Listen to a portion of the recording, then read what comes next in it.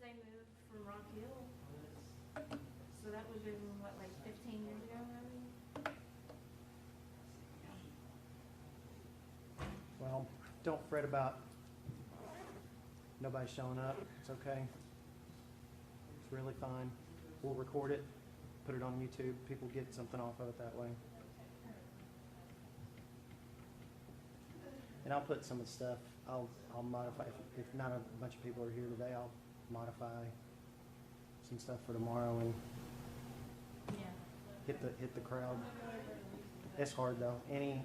I was hoping for rain, any pretty Saturday. You did it. Any kind of thing like that is just. Oh, okay.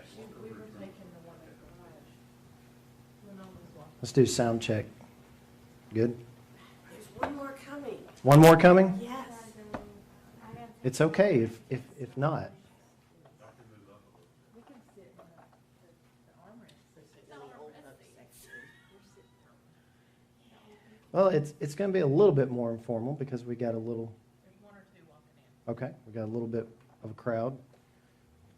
But I told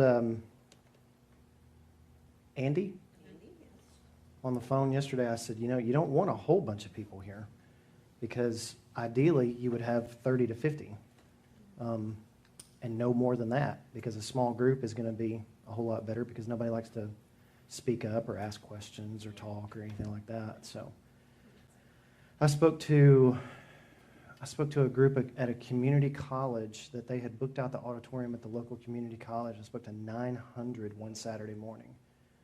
And they were like, yeah, you could have plenty of questions for discussion and things. And I'm like, no, nobody's going to talk in a crowd of 900. The only time that happens is at FHU lectureships. And then it's an 89-year-old guy who's asked the same question for the last 20 years. Still trying to get an answer on the indwelling of the Holy Spirit. Well, good morning. Thank y'all for being here. And I know that we are few, but it'll be wonderful, hopefully, this morning. And we'll have, obviously, a little bit of an abbreviated. I won't go through the entire 3 hours necessarily. But we will go ahead and start. And I'll tell you a little bit about myself. I'm the education minister at the Graymere Church of Christ in Columbia, Tennessee. And if you wonder what an education minister does, it's what the other ministers that I work with, they call me the everything else minister. And so I literally do everything else that nobody else does. And so, but I actually am in charge of all the curriculum and classes from age 0 to age 89 or 88 or whatever you want to call it. And I've been there for about 7 years, going on 8, and it has been a wonderful time and experience for me. I intend to stay there. I keep telling people that I want to do 30 years at Graymere, so I've got 23 left. And so I intend to stay there for 23 more years, and then I don't know what happens after that. So, but yeah, this is a workshop that I have spoken to. I just got through talking about, I spoke to huge groups. I've spoken to groups in California and Ohio and Texas and Florida. And then I've spoken to incredibly small groups. And this is applicable throughout any kind of size group, any kind of size congregation. This is applicable pretty much everywhere. This fell in my lap. The church that I now work at, the youth minister at the time, 8 years ago, asked me, he said, I want you to do 3 Wednesday nights in a row. I want you to come over. It was about 20 minutes away where I was at the time. So I want you to come over and I want you to do 3 Wednesday nights of just internet safety. And I said, well, and this was 2012. I said, I'm a nerd. I could figure it out. So I literally wrote 3 lessons, and I have done, up until about August, I have done 0 promotion for this. And this will be the 74th workshop that I've done in 8 years. So August 1st, this is what I did. I made it official, and I finally launched a proper website and a proper YouTube channel. And I put weekly videos out on that. Basically, all the stuff that you're going to hear today is going to be broken up over like 30 different videos. And so we're going to do that in bite-sized chunks. So I can give Charlotte some information about, and I've got a handout, by the way, for you for tomorrow morning if you wanted to print that off and make that available for everybody, and I'll send that to your email. But yeah, I do weekly videos. I've got about 6 or 7 up right now, and it's been really good. And so go ahead and check that out. Spread the word, and ask any questions you want. Ask any or comment on any of those different things. So let's get into it. We talk about in the 3 sessions that I have for the workshop. One is the first one, why we should be paying attention. And that's what we're going to talk about right now. Believe it or not, when I started this 8 years ago, it was hard to get parents to actually understand that it was a big deal. Now I think parents understand that, and they're a whole lot smarter. In fact, this next generation of parents that I'm seeing, at least, is incredibly smart with all this kind of stuff, and they're a whole lot more savvy with the stuff. And it doesn't have to do with technical expertise. It has to do with they understand the impact that these things and these screens are having on not just us as adults, but also our kids and our grandkids and everything like that. The second session this morning, we're going to talk about what we're up against. Third session will be going to be about settings and different things and how we can better protect our children. So remember about how it was back in the day. Remember in 1996, that was my freshman year of high school. I don't know if that dates me or not, but I was a freshman in high school. We also don't get in strangers' cars. If there's an unmarked white van with no windows that rolls up, please don't get inside, okay? Don't do that. And then it was like, really? Don't meet people from the internet. That's weird. I had a girl that was in the youth group that was one of my really good friends. Her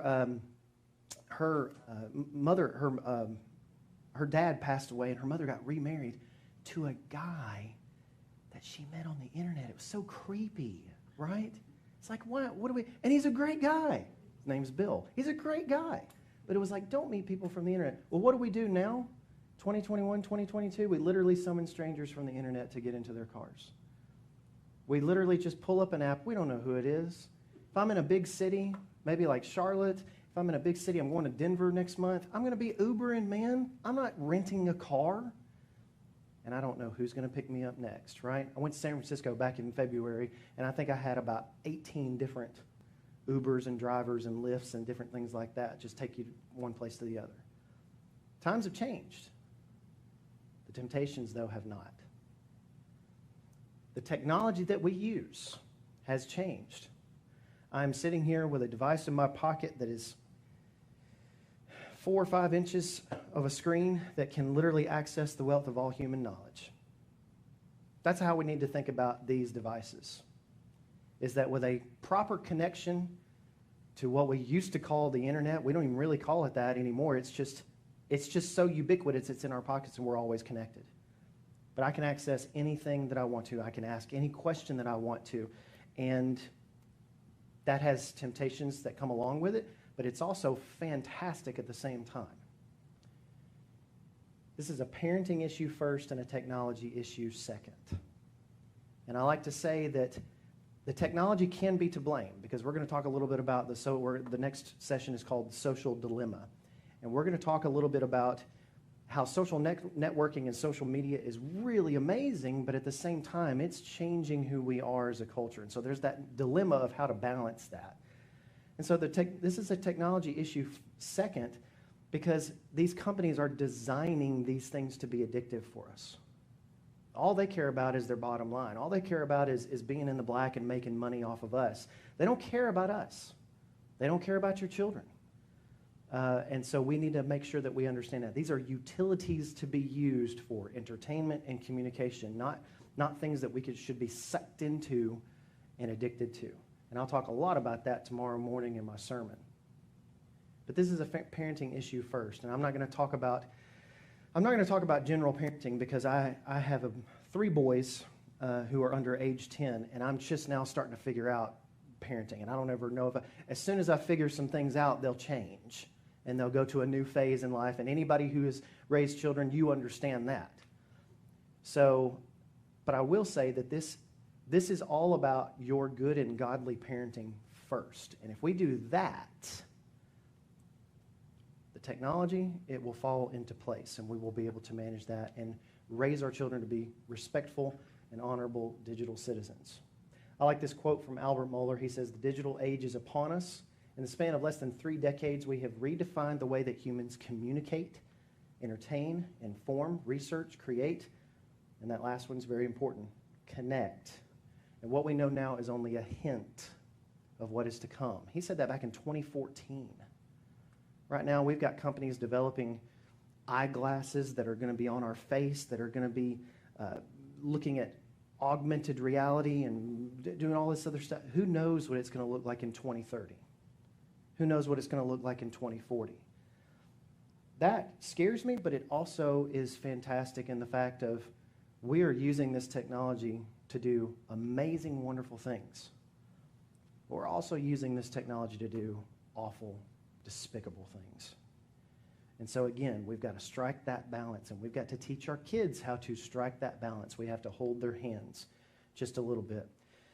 The scripture among others that I have used is Psalm 127:1. I like to look at a couple of scriptures before we do anything, but Ephesians chapter 6, verse 4 talks about fathers not provoking your children to anger, but bring them up in the discipline and instruction of the Lord. Okay? Proverbs 22, verse 6 says, train up a child in the way he should go. Even when he is old, he will not depart from it. If we instruct our kids on how to conduct themselves on these devices, when they go to college, when they are in their young professional life, when they get married, when they have their own children, they are not going to depart from those things if we teach them correctly. And we don't like those words, discipline, instruction, training. We don't like those words in our society, do we? That's exactly what God requires. And the one that I have on here on the screen is one that I have thought about a lot. It says, unless the Lord builds the house, those who build it labor in vain. Not too long ago, I am not a carpenter. My dad was the carpenter. My dad was a carpenter for 30, 40 years. He could build anything out of wood. I sat here and looked at this thing right here, and I'm like, yeah, this is like something he could have built. He could have this built in an afternoon. I mean, that's just how he was, and he could do anything with a piece of wood that you could imagine. But me, I didn't get that gene. I got the gene that if it has an Apple logo on it, I can probably fix it. That's the gene I got. And so when it comes to building things, not very great. I got one of these our preschool needed one of those little shoe shelves, one of those little shelves with like little bitty squares in it, right? They needed one so they could put little things and little envelopes in it, like a mailbox kind of system or whatever. And I was like, yeah, I'm all over that. I'm a man. I can do that. I go to Walmart, and I get one of these little things, and I look at the picture, and I look at the instructions, and I go, okay. And I put it together, and it's like slanted. And I look at the picture on the box, and I'm like, that's not how it's supposed to look. And I wasted an hour building that thing because I didn't follow the right instructions. I missed a step somewhere. And I'm here to tell you that if we don't factor in to our lives today digital technology, the screens and the iPads and the things that we have in our pockets, if we don't factor this into our parenting, then it's like us building our homes without God in mind. It's like that we're wasting our time because if we don't factor in this technology today and make sure that we understand as much as we would say back in the day, no sex, no drugs, no rock and roll, we have to say this as well. We have to say, what are you doing on your screen? What is this app for? Why did you send this message to this person? We have to ask the hard questions of our children as well. And that's not easy.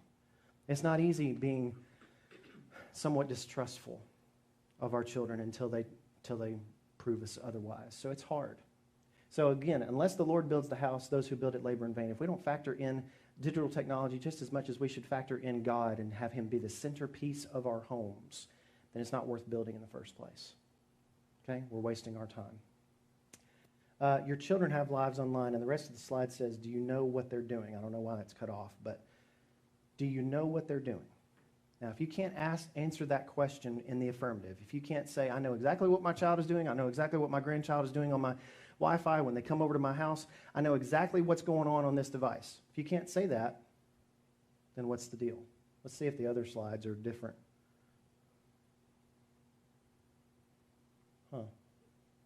I don't know. No explanation for that. So where have we come from? You think about these things? This is where we've come from. Now, I know Charlotte's probably the youngest person in here. But even she can remember some of these things, right? Remember a phone book? I remember from looking at. Yeah, you remember phone book? You remember actually having to look stuff up in the phone book? Remember tearing the page out of the phone book if it wasn't here? I mean, I can't write it down. Remember those discs that you got in the mail to give you more hours online on America Online? Remember, America Online was the internet for a lot of people for a long time? It wasn't. It was just their connection, the way that they connected to the internet. Remember payphones? Remember having to fish out a quarter and figure out if you had a quarter, not get change for $1 so that you could call mom or dad back in the day? I remember when it was a dime. I remember the rotary dial and things like that. And you mentioned payphone today to a group of kids, and they go, and I'm like, I was telling a story to a group of teenagers, and this is teenagers. They're like 16, 18 years old, and they have no idea what it is. I said, I was trying to find a payphone, and they go, like a pay-as-you-go phone? And I'm like, no, not a pay-as-you-go phone. Oh, you mean like a prepaid phone? And I'm like, no, not a prepaid phone. What are you talking about? A payphone. And then I had to show them a picture, and they're like, that's like ancient stuff. I was like, that's like 1990s, man. We've come really far, really fast. Okay? I think it is parents. I got a couple of examples here that we can move on to, but I think as parents and grandparents and guardians and whatever category you find yourself falling into, even parents of older kids, if you've got older kids that are at college or beyond that now, I think that we can never use the excuse that we didn't know. Okay? Not this day and age. We cannot say that well, I didn't know. We can't say that. Because we can literally use this technology to figure out the technology. Okay? Everybody loves tax time, right? My first full year in ministry was 2008. I left Cherry Point. 2004, went to Freed-Hardeman for 4 years. 2008, went to Richmond, Virginia. And my first full year of ministry was there. And got ready to do my taxes for that first full year. Didn't even have a first full year of ministry. I had probably 8 months. And my accountant says, okay, so you didn't pay quarterly, so you got $4,000 you owe. And I said, excuse me? Now, granted, $4,000 is a lot of money.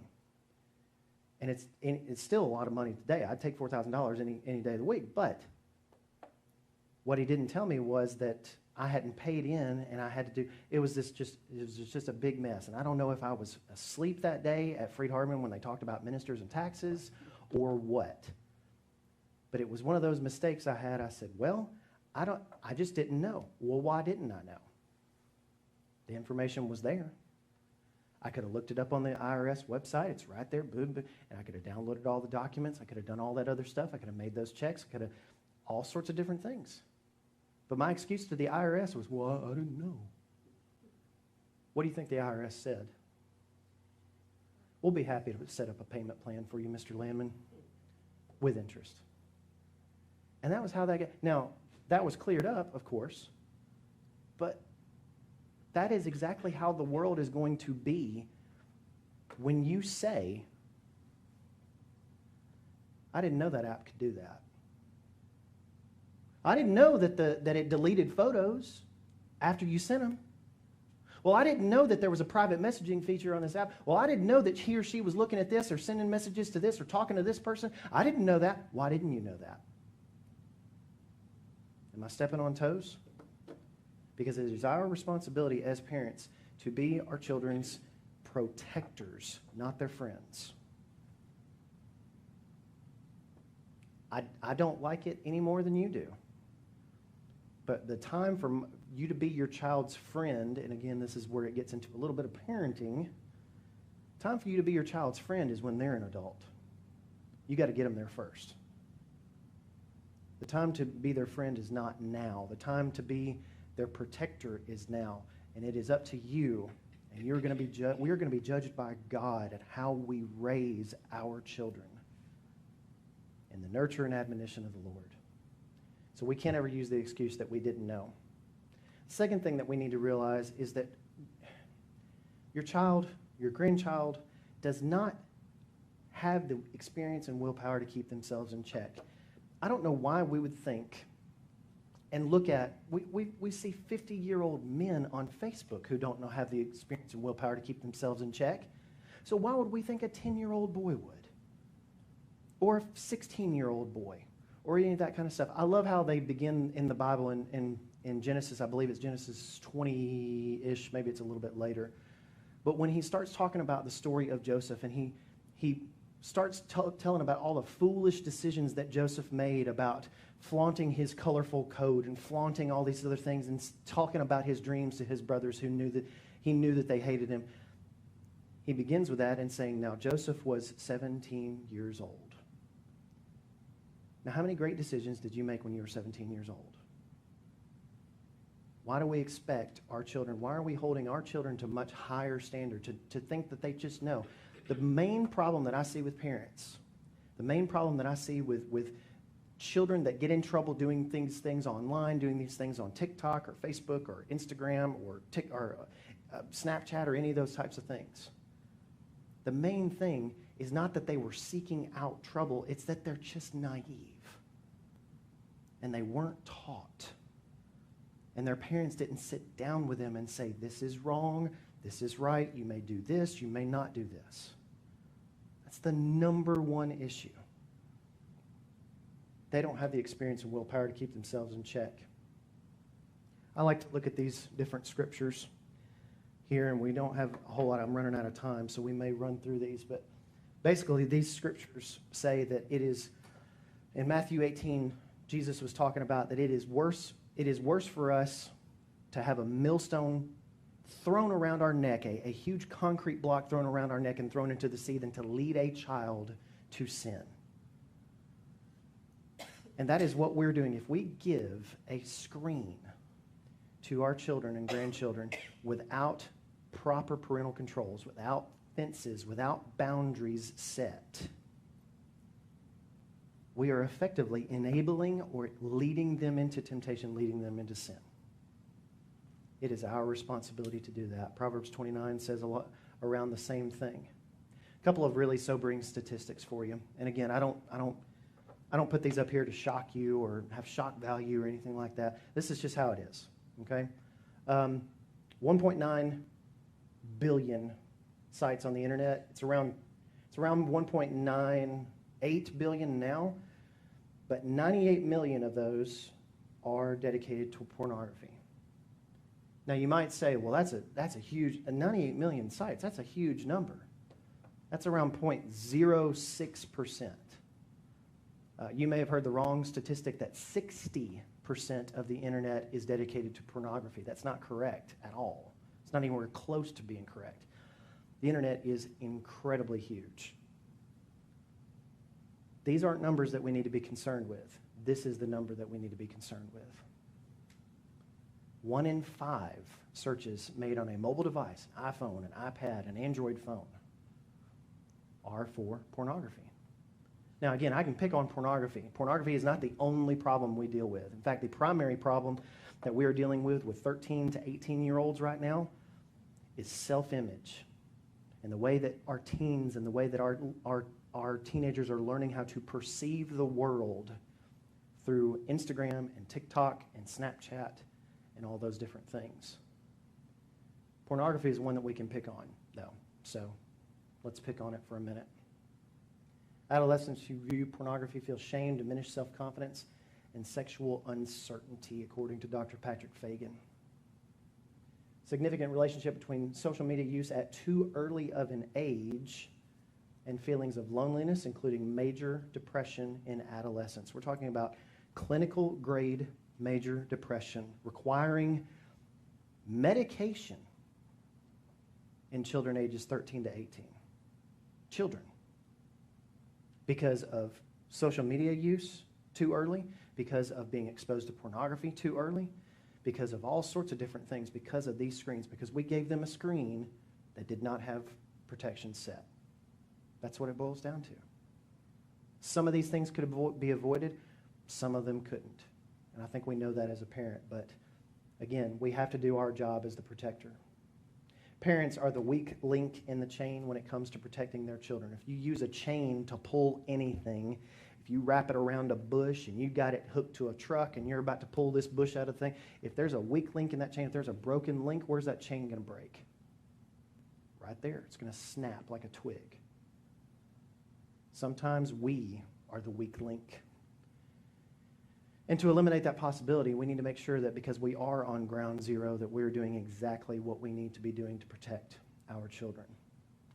The average age of first exposure to internet pornography or nudity on a screen at all is 8 years old. That's actually trending downward more. This was from 2019. Since COVID, since people were locked in their houses with nothing but their screens, that's trending downward towards 7 years old already. You know what that average was before the iPhone came out? 12.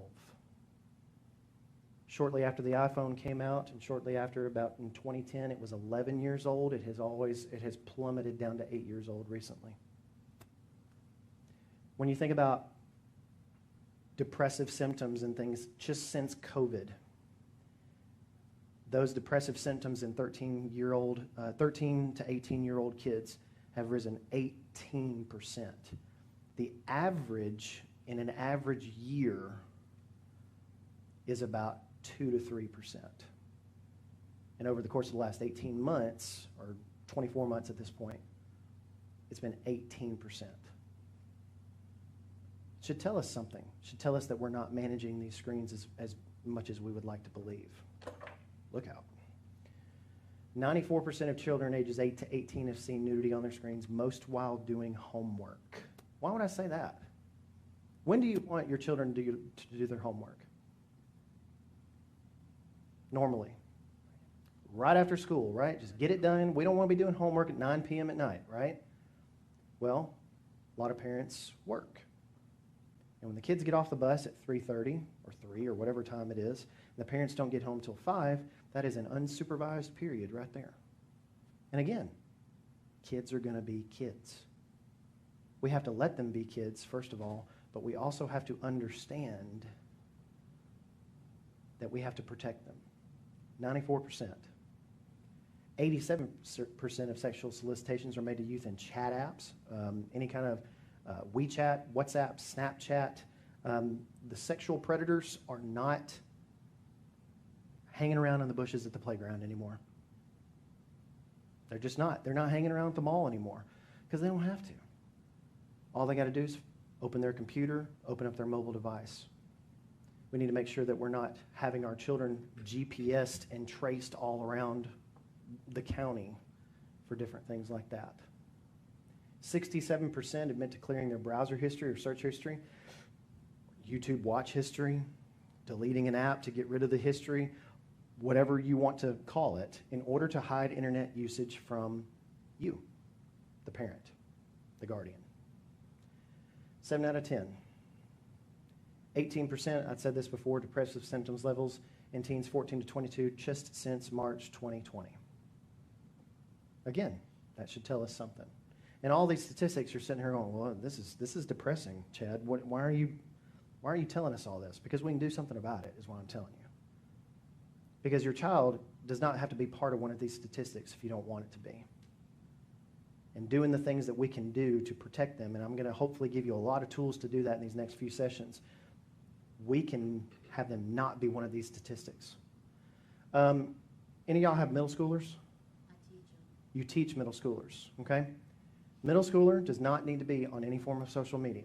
Do you agree with that, being a middle school teacher? I totally agree. Okay. I know a lot of the bad things they're doing that their parents don't. In fact, I would venture to say that now you need to have a plan to prepare your children. So age 15, 16, 17, they need to be introduced to those things in an educational way. But they do not need to be introduced to one in 6th grade. Absolutely not. I have a 5th grader. I have a middle schooler now. I could not imagine him being on Twitter or Facebook. Did I say it with enough oomph here? Middle schoolers do not need to be on social. It is the worst epidemic that we have going on right now. And I'm so glad to have a middle school teacher here in the crowd, because I love seeing the nods, because this is what I'm seeing throughout and everything that is pointing to disasters with middle schoolers, because they do not have the knowledge and experience to understand what they're seeing.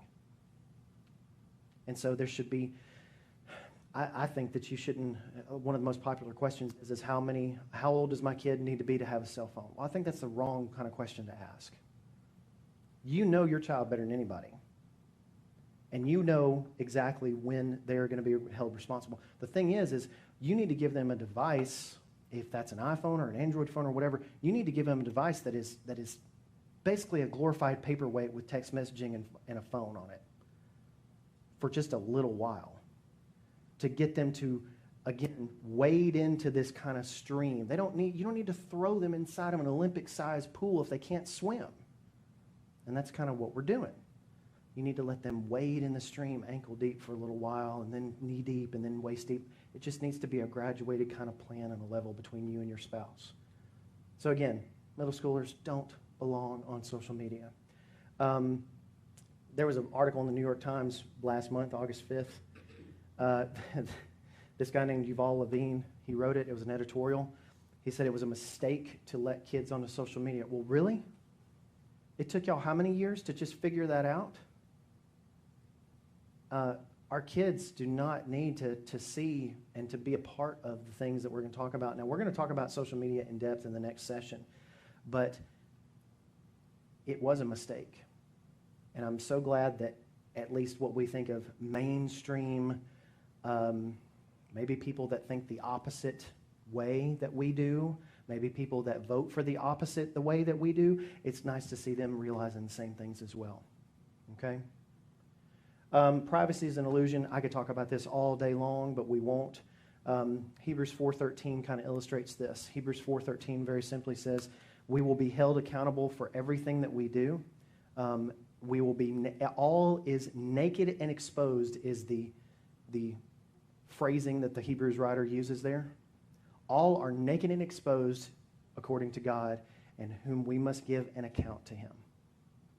And so we may be able to hide what we do on these devices. We may be able to hide it from our church, from our friends, from our family, from our spouse, from those closest to us. We may be able to hide it from our workplaces. We may be able to hide it from the government. You can't hide it from the government. But if you could, you could probably do that. But guess who we can't hide it from? The Lord God himself. And so we need to understand that, and we need to make our kids, more importantly, understand that what we do on these devices is public and impermanent. It is as public as if we were on the town square down here. I drove through the nice little area of Cornelius down through here. So cute, so wonderful, right? It's as if we were on the town square shouting it to the masses, but it's also as if it were carved in stone, because it might as well be, because anything we share is part of that. And when we let our kids understand that, our kids think that they can just delete something and it's poof, it's gone forever. And that is absolutely not the case.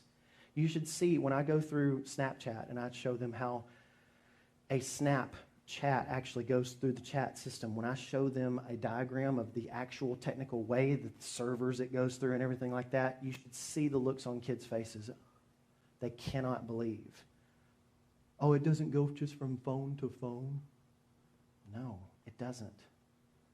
Snapchat has to keep a record of those things for like 18 months. They can be subpoenaed for that information.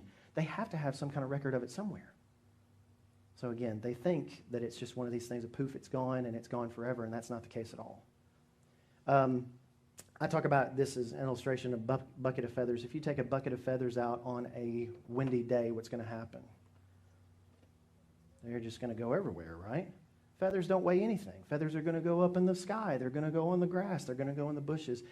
And there's going to be no way that you're going to get every one of those feathers back in that bucket. And it's the same kind of thing when we put a tweet out there, or we like something, or we retweet it, or we send that snap, or we send that TikTok, or whatever, any of these different things, it is out there. We have to make our kids understand that. Real practical things that we're going to talk about here. Technology is amazing, but we've got to teach our children to use it responsibly, okay? A couple of practical things you can start doing right now, and this is the end of this first session. You can make a list of devices in your home that access the internet. Now, I know what you're thinking. Well, I know all the devices in my home that access the internet. Do you, though? Because every 6 months when I do this, I find a new one. And I'm a nerd. I should know all the stuff in my my house and things that are connecting to the internet. Anything that connects to the internet, get you one of those big legal pads and just put a line right down the center and list all the devices on the left side and list the parental controls or the settings and things like that that you have on the right side. It's going to be a good way for you to audit certain things. It's going to be a good way to say, well, you know what, this Kindle Fire we haven't used in 2 years, so we're going to chuck that to Goodwill or something. So it's a good way to make sure that you know exactly what can connect in your home. There are refrigerators that can connect to the internet now. I don't know why, but they can. Apparently they can tell you do you have an internet refrigerator? Please tell me you do. You don't? Okay. Does anybody have an internet refrigerator? She does? Apparently it's to let you know you're low on something, and I'm just like, I can do that by doing this. Okay, we need to get more milk. I mean, it doesn't make any sense to me, but guess what? There are some kids that have been they have been grounded from their devices, grounded from their phones. Guess what they did? They went to the fridge to look up stuff that they weren't supposed to look up. Seriously, I've read about it. It's absolutely crazy. So again, make a list of devices, anything that can access the internet. And if you need to recycle that device or get rid of it, then do that.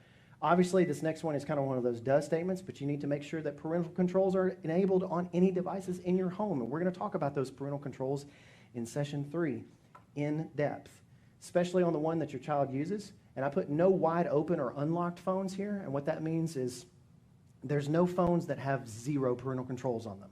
There's no devices, period, that have 0 parental controls on them. We have PIN codes in our house for PIN codes. We put a PIN code in for every single ever-loving thing that we watch on our TV.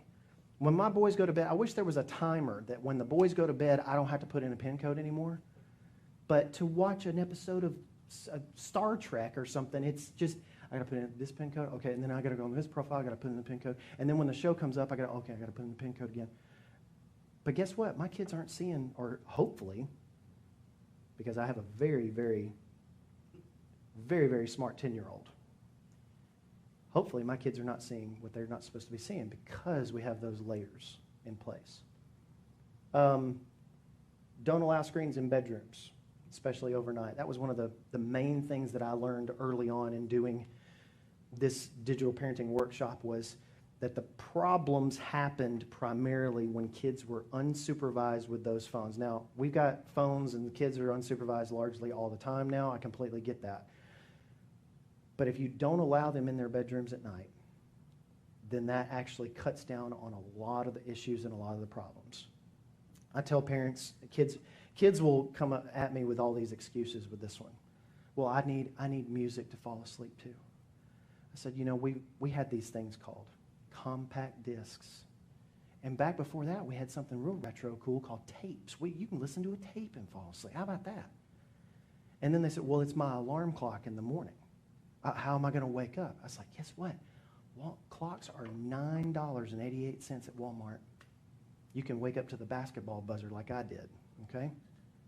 It's just how it is. You can find things to get around these things, but it's a matter, just examples like that, it's a matter of convenience as parents.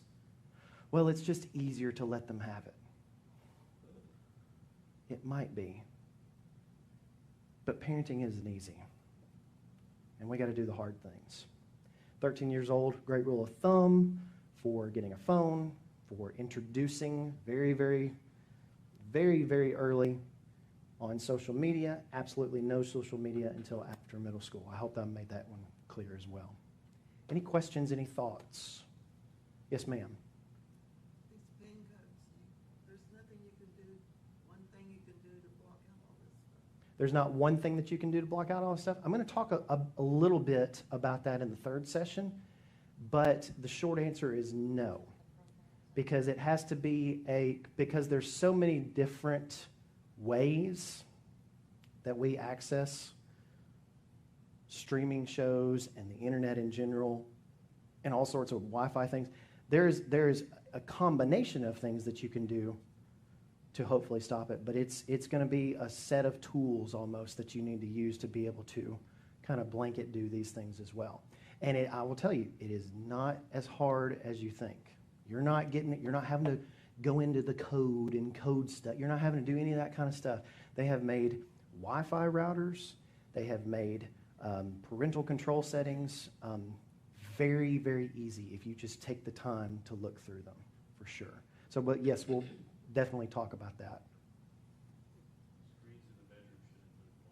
Screens in the bedroom should include watches because guess what? You can browse the internet on your watch. That's a great thing. I'm going to write that down every time. What's that now? I will add that to the slide. Watches as well. Seriously, that's why I have a thing. I will learn something at every digital parenting workshop for sure. And I will hear something today I've never heard before. Yes, ma'am. Okay, you were talking about getting a phone that you can just text on. So, you can't get an iPhone to do that, can you? Yes, you can. You can absolutely do that. Now, what I would recommend, that takes a lot of doing. That's a lot of settings to turn off. That's a lot of things, apps and services to turn off.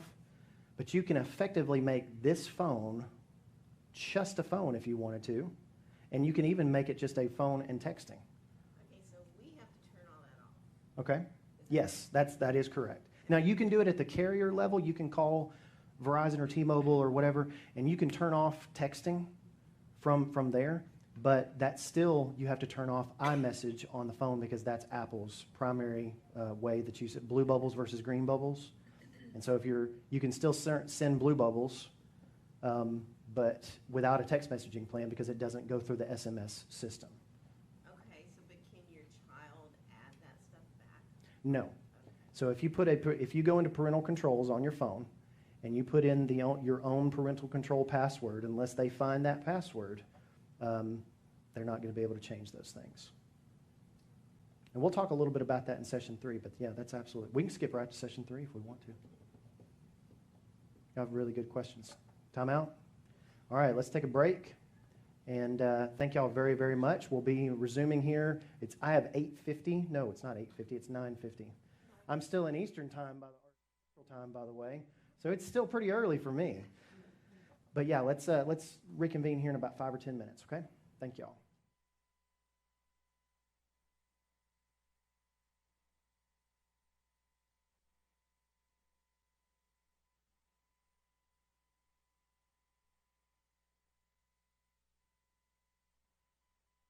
All right, I'm ready.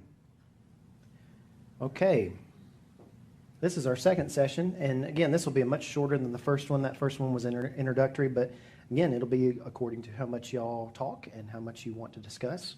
We've got some pretty interesting discussion things in this session as well. I call this a social dilemma for a reason, is because we've got a dilemma on our hands with the utility and entertainment that social media provides versus the damage that it is doing.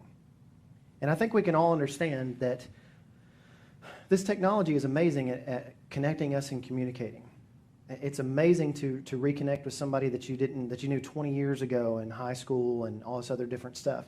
But at the same time, we can look at things that have happened in the realm of social justice and the realm of racial prejudice and all these other different things and say, man, this is just making this is further dividing us instead of bringing us together. And so again, I think that we're still in the infancy of all of this, and that we're just in the first 15 years essentially of social media, and hopefully the next 15 years will be a little bit more optimistic. I think we can go through 3 different things this morning in this session. We'd talk about our own lack of knowledge about it, because anything that we lack knowledge on or anything that we don't know about is scary to us. I think that we can think about social media's negative influence, not just on our kids, but on us as well. And we have seen that, especially in the last few years with COVID and with recent elections and things like that. We've seen that firsthand. Whether we've taken part in it or not, we've seen it. And then I think we need to obviously understand how to help our kids navigate social media and become responsible digital citizens. We're going to talk about navigating digital culture and how to limit ourselves on our screens tomorrow morning in our sermon. And so I hope you'll be here for that. I told one of the ladies back here about my son. This is my son, Jacob. This is a little bit of a younger picture of him, which, by the way, this is a 150-gallon tub from Tractor Supply, best swimming pool for two little boys that you could imagine. They love the water. It's just amazing. And Jacob is in the foreground here. David was not supposed to be in the picture, but of course that's David. He's my little clone. Charlotte, if you met him, you would know exactly. I knew Charlotte way back in the Cherry Point days, and so we knew each other for several years. But you would say, yep, he's basically mini Chad, and he does exactly the same way, and that's what terrifies me. Absolutely. But anyway, Jacob is 10 years old. When he was 1.5 or 2 years old, we got that feeling as parents. He was our first child. But we got that feeling that, like, something just wasn't right. You know how you get that feeling when you know your child's getting sick, when something's wrong with them or something? You know that feeling? We got that feeling with him. We took him to Vanderbilt Children's. We lived about 45 minutes south of that at the time. And they diagnosed him very quickly as being on the autism spectrum. And Jacob is not high functioning up until literally the last 3 or 4 years. I haven't really been able to hold a conversation with him because he just didn't want to. He's never had any kind of physical things wrong with him, but he's always been a cognitive setback for him. And so it was a devastating thing for us because we've got this adorable little 2-year-old boy that now has autism, and we're like, oh, it's devastating to us. My wife was, we had the typical male-female responses. My typical response was, I'm a man and I'm going to fix it, and brr, brr, brr, and you can't fix something like this. And my wife's response was just sadness. Just didn't know what to do, didn't understand. Like, this is our only child at the time. What are we going to do? And it was one of those few situations where we all should give a whole lot more to God. But it was one of those few situations where I literally had to say, God, you have to take this. That's just all there is to it. And it was tough. He's 10 years old now. He is in his own Bible class without a helper. Graymere was so wonderful when we went there 7 years ago. They created a special needs ministry for him that he doesn't even need now. He's doing so well. He does have a part-time buddy at his middle school in 5th grade, but he's still doing incredibly well with that. And whenever a psychologist or a behavioral specialist or any of these people that have helped Jacob over the last 8 years, which there has been plenty of them, any time that they look at how well he's doing, they point back to the point of us at 1.5 or 2 years old going to get him immediate help. In autism circles, it's called early intervention.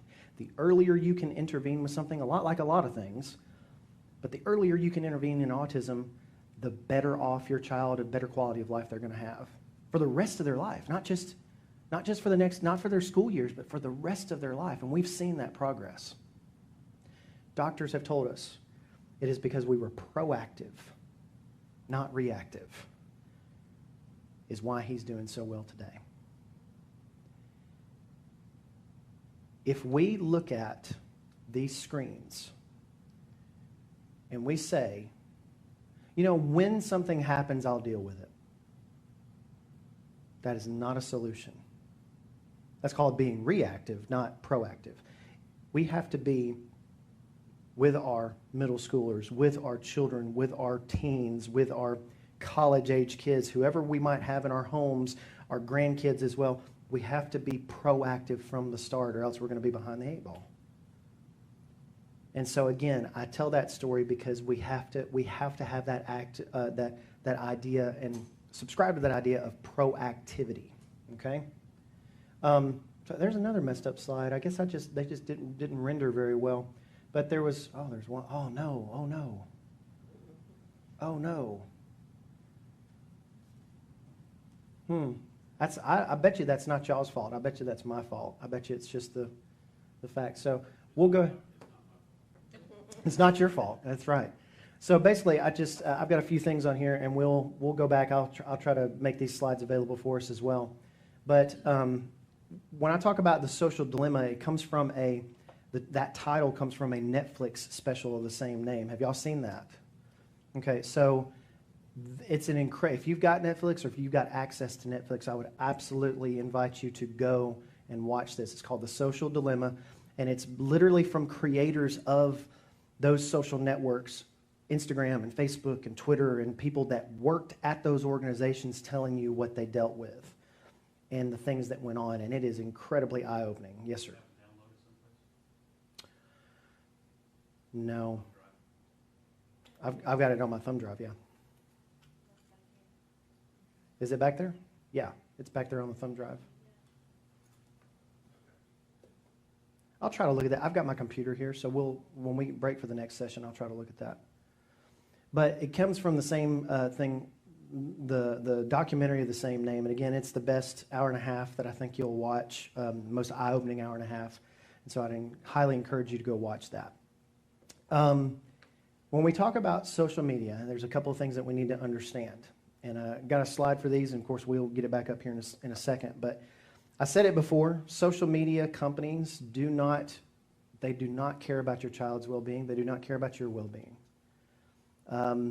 Facebook may say that they respect your privacy and that they want to make sure that they make the world a better place. They don't care about that. All these companies care about is making sure that their profits begin with B's, okay, in the billions. And all they care about is your data. I bet you it was the way that my app rendered it for some reason. I don't know why that was the case, but yeah, it's okay. All right, so social media, I said social media does not have your child's best interests at heart. They don't have your best interests at heart. We need to make our children understand that fact as well. Facebook does not exist because we want it to. It exists because we use it as a utility and we are fueling that. We are the products, not the customers. Does that make sense? You go into I saw a Harris Teeter around here. That's the first time I've seen a Harris Teeter since I left Virginia. So when you walk into Harris Teeter, you're their customer, right? I would hope so. You are the one that buying the products. You see the products. The products are the things on the shelves that you put in the cart and you go and pay for, and you're buying the products. You are the customer. But it's the opposite on Facebook or any other social network for that matter. You are the product, not the customer. The customer is the data companies that are gobbling up all your data. And it's not just a matter of where you touch or whatever you click on or whatever you buy from Instagram. Have you noticed that Instagram's product ads are just incredible? Every single one of the products I see, I'm like, man, that would be cool. Put that on my Amazon wish list, right?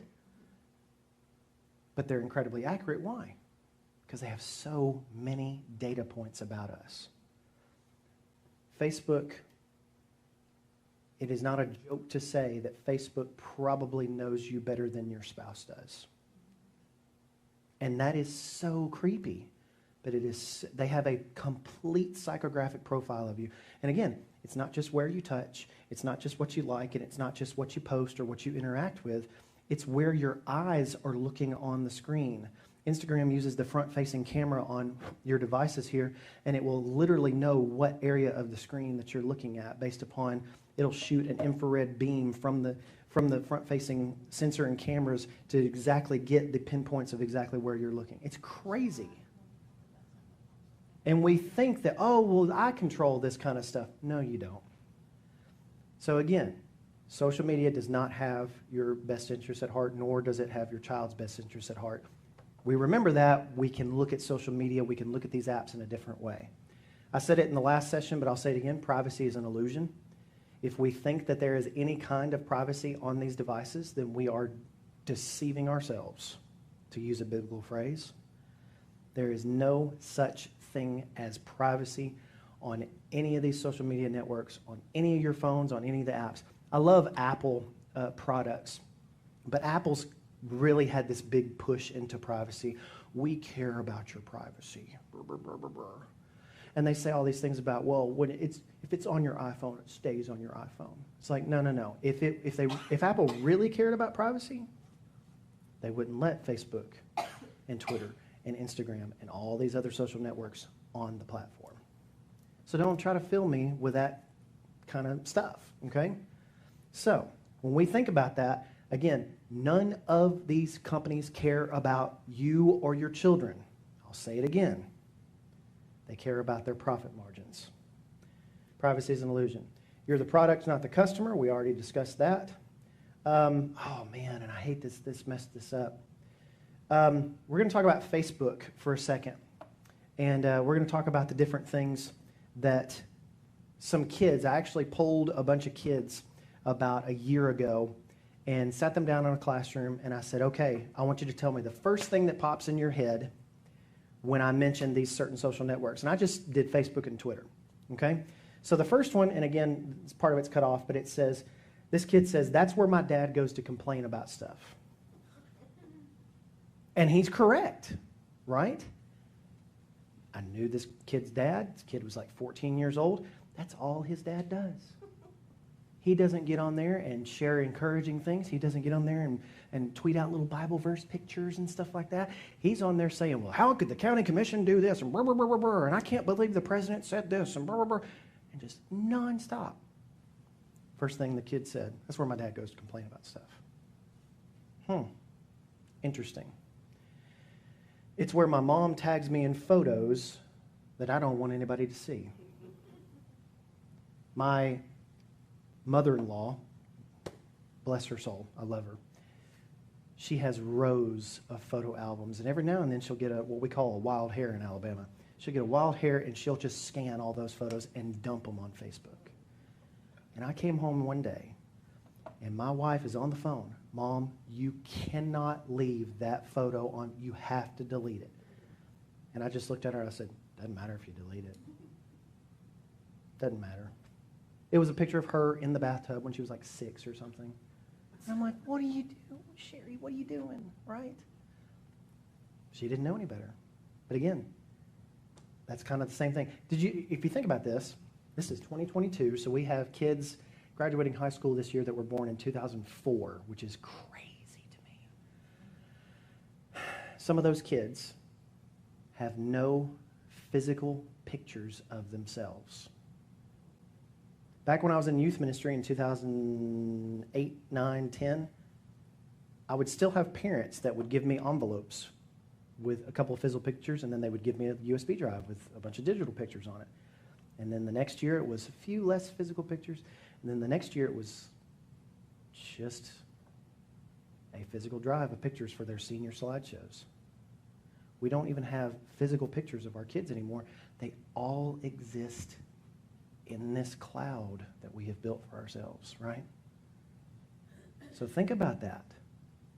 And think about all the things. My children are the most documented children on the planet. My wife has 70,000 photos in her photo library. Not all of those are our children, but I would venture to say that 3/4 of them are. And they're nothing incriminating. Nobody's going to be able to see anything, and there are no bathtub pictures or anything like that. But when we think about that, this is the generation that we're growing up in. This is the generation that our kids are going to be growing up in, where they don't ever have any physical pictures of themselves. Oh, I don't even know this one. I rely too much on the PowerPoint. Let's see if we can get back. Let's just go ahead and abbreviate this a little bit and go to Twitter, because our next session is a little bit longer, so we'll go ahead and go to Twitter. But again, what are some thoughts? What do you think about any of that kind of stuff? Any questions so far?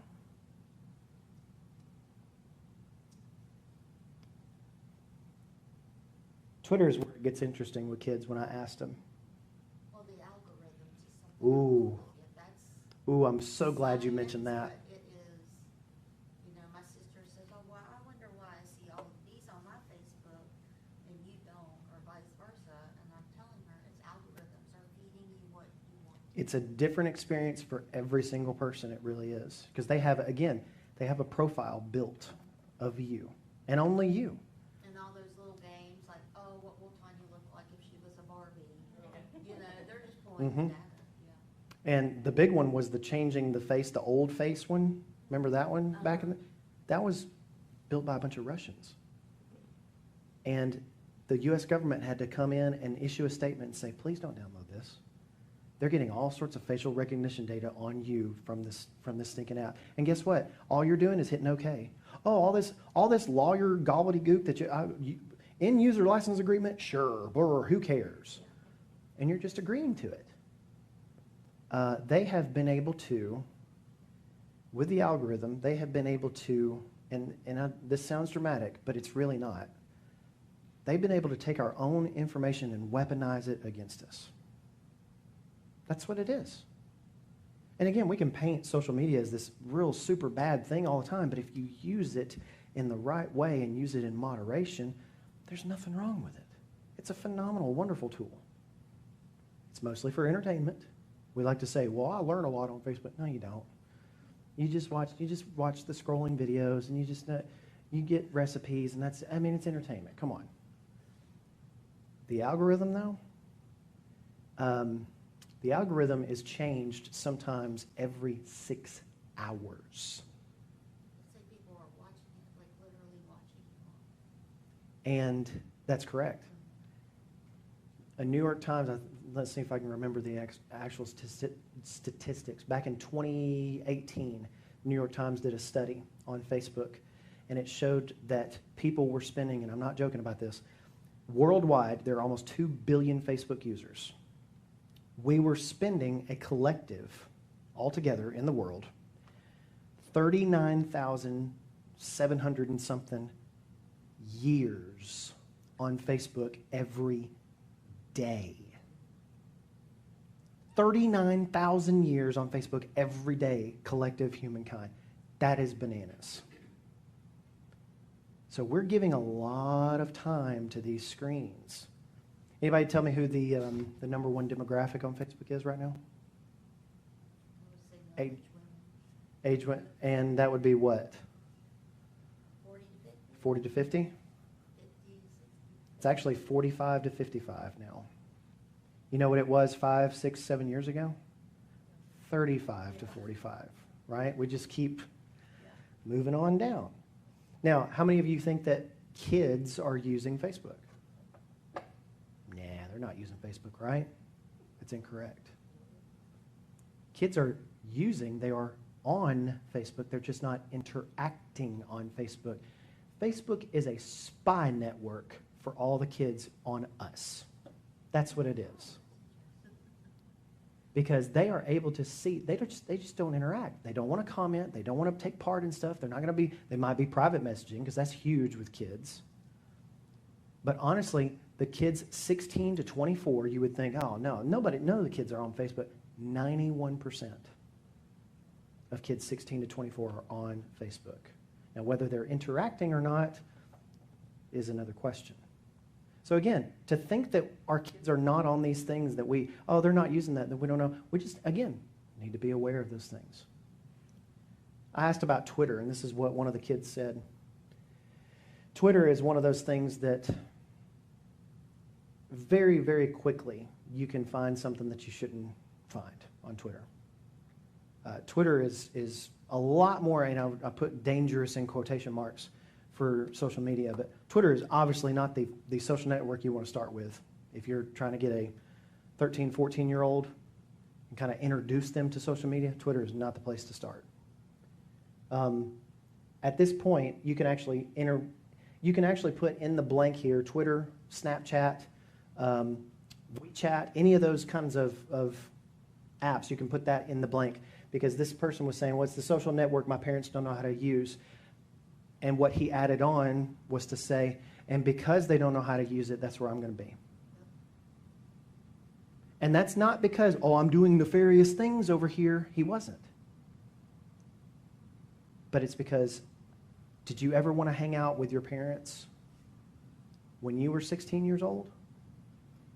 You know where I hung out with, you know where I hung out when I was 16 years old? The grocery store parking lot. You know why? Because my parents weren't there. And it's the same with you. If your parents were going to the bowling alley, guess what? You're going the opposite direction on Friday night, right? Doesn't matter if there's anything over there. My parents are not there. And it's the same kind, we've exchanged that same thing. My parents are on Facebook. I'm not going to interact. I'm going to watch what they're doing because that's awesome. But I'm going to be over here because they don't know about this place. This is where I can be with my friends. This is where I can have my independence and act like an adult. That's what we're up against. We're not up against nefarious activities. Most kids are just naive. They're not nefarious.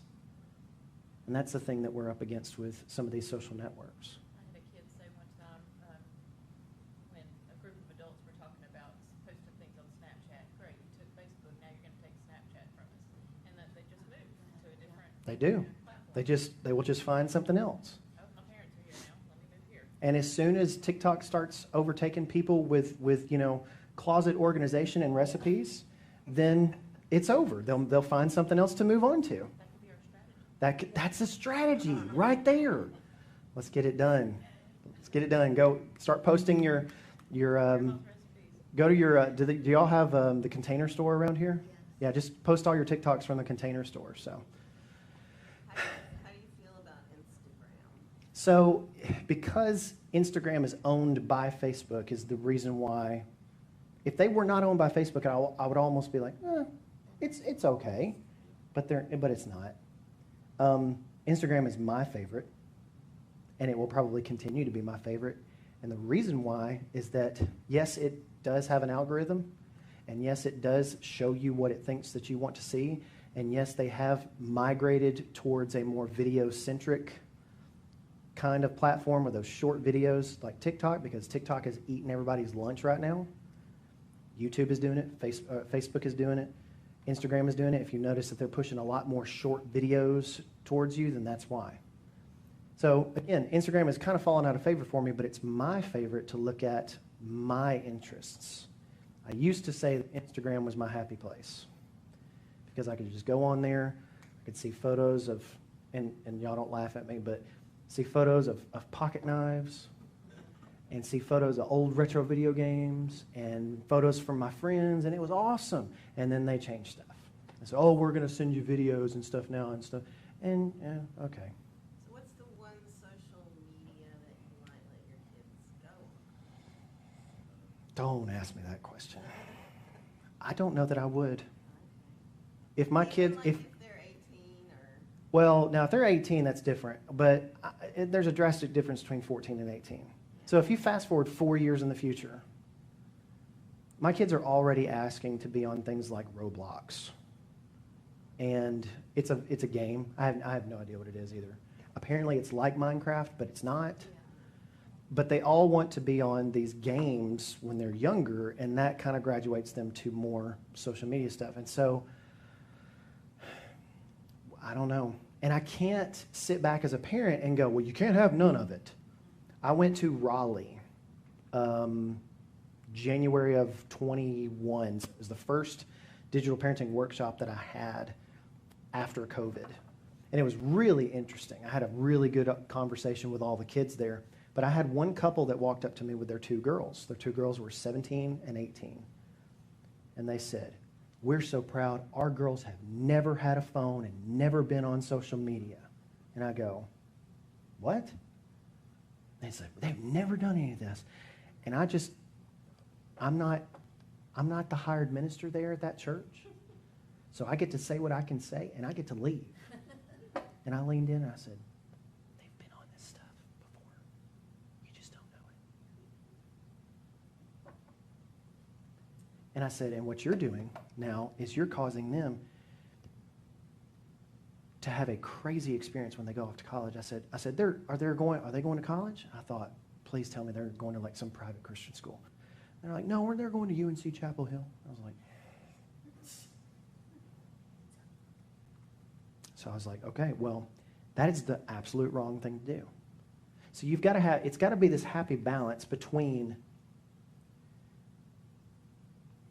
moderation and preparing them for real life. Does that make sense? And that looks different for every family and looks different for every set of parents. Looks different for every kid, to be honest with you. My kids are going to have drastic different rules when it comes to social media, when it comes to all these different things, because I know my kids have 3 different personalities. And so, especially with my autistic child, who I was joking about back here for a minute, he asked me for a MacBook Pro the other day. I said, honey, you are 10 years old. When can I have one? I just threw out a number. I said, 13. He comes back and says, Daddy, in 986 days, I can have a MacBook Pro. And I said, Jacob, no, come on, buddy. But he doesn't care anything about social media, doesn't care anything about that stuff. You know what he wants to do? He wants to do video graphics. And that's what he wants to do. He wants to just have all the apps and stuff, and he wants to have his own little laptop, and that's what he wants to have. So the long answer to your question, it looks different for everybody. And I would say a general rule of thumb is to start that journey at 13. And again, that's general. If you've got a 12-year-old, 13-year-old that has been distrustful, that you haven't been able to share, then maybe you wait a little bit longer. But again, what you're doing, I heard David Shannon use this in a talk years ago, talking about preparing our kids. And he wasn't talking about technology. He was talking about our kids, how much time we have left with our kids. And he said, when you parent, you are parenting with the end in mind. Now, what is the end? My mom, I'm almost 41 years old. And you know what my mom was telling me yesterday? Text me when you get to North Carolina. I'm so worried. That's what and I'm just like, God, I'm 41, Mom. She's like, your mother still worries. That's what she said. She's from Alabama. That's my official impression of her. So I texted her when I got here, 41 years old. When do you stop being a full-time parent, though? Really never. But if you think about it, when do you stop actively taking care of your child? When they're taking care of themselves, which is most of the time when they go off to college. We're not looking over their shoulder constantly. We're not waking them up in the morning. They've got to learn responsibility. They've got to learn to deadlines and organization. They've got to learn all this stuff, right? That's the end. That is what you're preparing them for. Yes, ma'am. Okay, so my kids do a lot of online gaming and all that stuff. So what do you know about Discord? Ooh. Yeah. So, Because it's not really social media. Like, you don't have a posting. You Well, don't have... I would disagree with you on that, because it is, y'all remember old chat rooms Yeah. and message boards? That's what Discord is. Somebody just put it inside of an app, and they made it to where you could subscribe to individual communities and be parts of that. And for the most part, rules that are put in place on those Discords are very effective, because you can actually I've set up a Discord before, you can actually set it up for no foul language, no racial slurs, none of that. You can set it up for all this other stuff, and sometimes the algorithm will actually pick up on that before they even post it, and they won't allow you to post it. So if the moderator of that said group has made those really good rules, and they do have effective, well, I call them mods, but moderators that actually make sure that that stuff is enforced, then yeah, that's a pretty decent kind of way, especially when you're talking about, just video games and things like that. But even then, have you had a great experience with that? I mean, I don't know that much about it, but I've had them show me what they're doing on it and poking around as far as, okay, well, let me see it. Let me see what this does. Mm-hmm. Like that kind of thing. I just don't, it doesn't hold my attention. I completely get it. Um, And I don't know what it is about kids watching other kids play video games. I guess that I would have done that when I was a kid, but I do not understand. Well, yeah, my kids love that though. My YouTube and. It's huge. But my rule of thumb is that when they're on that, they can't talk to anybody that they don't know. If you haven't seen their face, it's not that I have to know them, because there's kids at school. Right. They play these games with. But if you've never seen their face, no. That's You're not communicating. a great rule, actually. And the same thing goes along with like any kind of online gaming. You know, when you put it on the headset and you sit there in Xbox or PS4 or whatever. And that's our rule between our family and our household. It's kind of, that's our way of introducing them to this. Yeah. It's just you can't be associated with anybody that you don't know. Whether that's from your school or like, you know, my nephew, he plays a lot of games with him, and he's a few years older than they are. So he knows people that he's friends with and they play games. And I'm like, well, as long as I try to give a little bit of leniency, because if he knows them personally, then I would feel more comfortable with that. But if somebody just shows up in that Discord room and nobody knows who they're, out, you done. Like, I'm not entertaining that idea, but. So one of the things that you should check out, and we'll talk a little bit about this in the next session. The next session is kind of bleeding over into this one, but there's an app. Has anybody heard of the app called Bark? Anybody heard of that? Bark is a pretty sophisticated AI that will literally is able, and I don't know how they do it. It's like magic. They're able to watch the content on the screen in any app. Doesn't matter what text it is, what app it is, doesn't matter if it's a photo, doesn't matter video, it will watch that almost constantly and flag things and send them directly to you as the parent. It's not really a backdoor, it's a parental control app is what it is. But you have to go through this kind of a little bit of a specialized setup, and I'm still working on getting something done with that. But with something like that, with Discord, I mean, that would be a no-brainer for me. And again, these things are going to cost you, you know, $3 a month, $4 a month, things like that. But again, if they cost something, just pay them. If it works for you, just pay them. If it keeps your kid from seeing something or getting into trouble for something and potentially a life-altering kind of thing and a decision, just pay them. Okay? No, I didn't know what an AI was, so. Artificial intelligence, sorry. I got it now. So, Sorry, I didn't mean that. and Bark uses some sophisticated stuff. And again, even to me, being a nerd, it's kind of like, whoa, how does it do that? But it can, and it's. Monitors just the apps that you tell it to, or everything on I the think it device? will monitor whatever you tell it to. And I think you can just do a blanket, just monitor everything. Okay. If you've got certain level, and again, this kind of bleeds over into what we're talking about next, but if you've got a certain amount of levels of protection for your kids, if you got 3 or 4 levels where they have to get through those things in order to see something that you don't want them to or do something that you don't want them to, that's going to be pretty effective.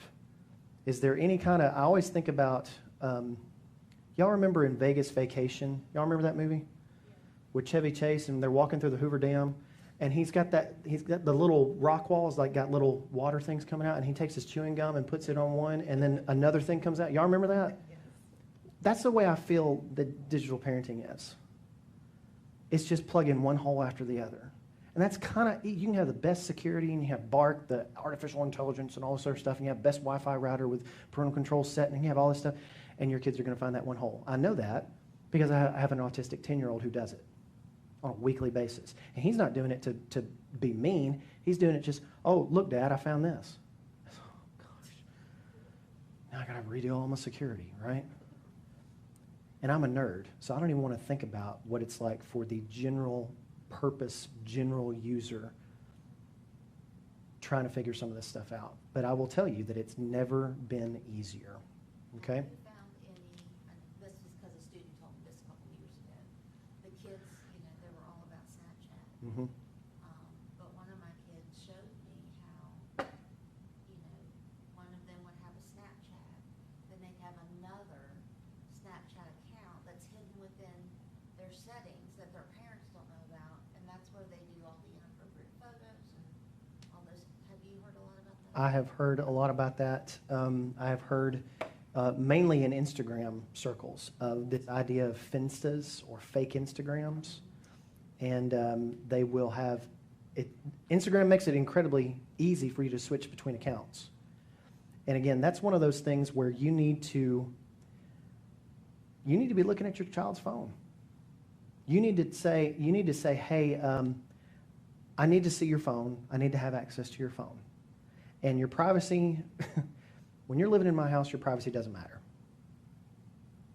That's how it is. You would not believe how many parents come to me and asking about their child's privacy. You would not believe. And I just shake my head and I go, what privacy? They get privacy when they go to the bathroom. That's it. And they don't get to take their phone in the bathroom. Okay? I mean, just that kind of stuff. And you're going to have to make sure that those things are enacted upon, for sure. And so, yeah, very important to keep that going. You look like you had a question. So now, is it later in your seminar, or is this a good time to ask about driving apps? Driving at. You know what? Let's just go to the next one. If y'all want to just kind of trudge on here and go to the next one, let's just go to the next one, and hopefully my slides are not messed up. I think that was probably. I need to make sure to recheck We need to make sure to recheck the slides for tomorrow morning as well. By the way, what a lovely little building y'all have here. I love it. It's so wonderful. Are you talking about driving apps like you can see where they are? On their tracking? How many of y'all know Life 360? Do you like it? No. She's lying. We have Life 360, but we don't know it. Oh, you don't know? Okay. That's me, yeah, not her. I know it, but my girls, every now and then, I'm telling you, their Life 360 doesn't work. Now, he says they're turning it off, but I've had my daughter come and show me her phone, and it says it's on, but then it'll show me that Our daughter, not her daughter. It's our daughter. Well, and I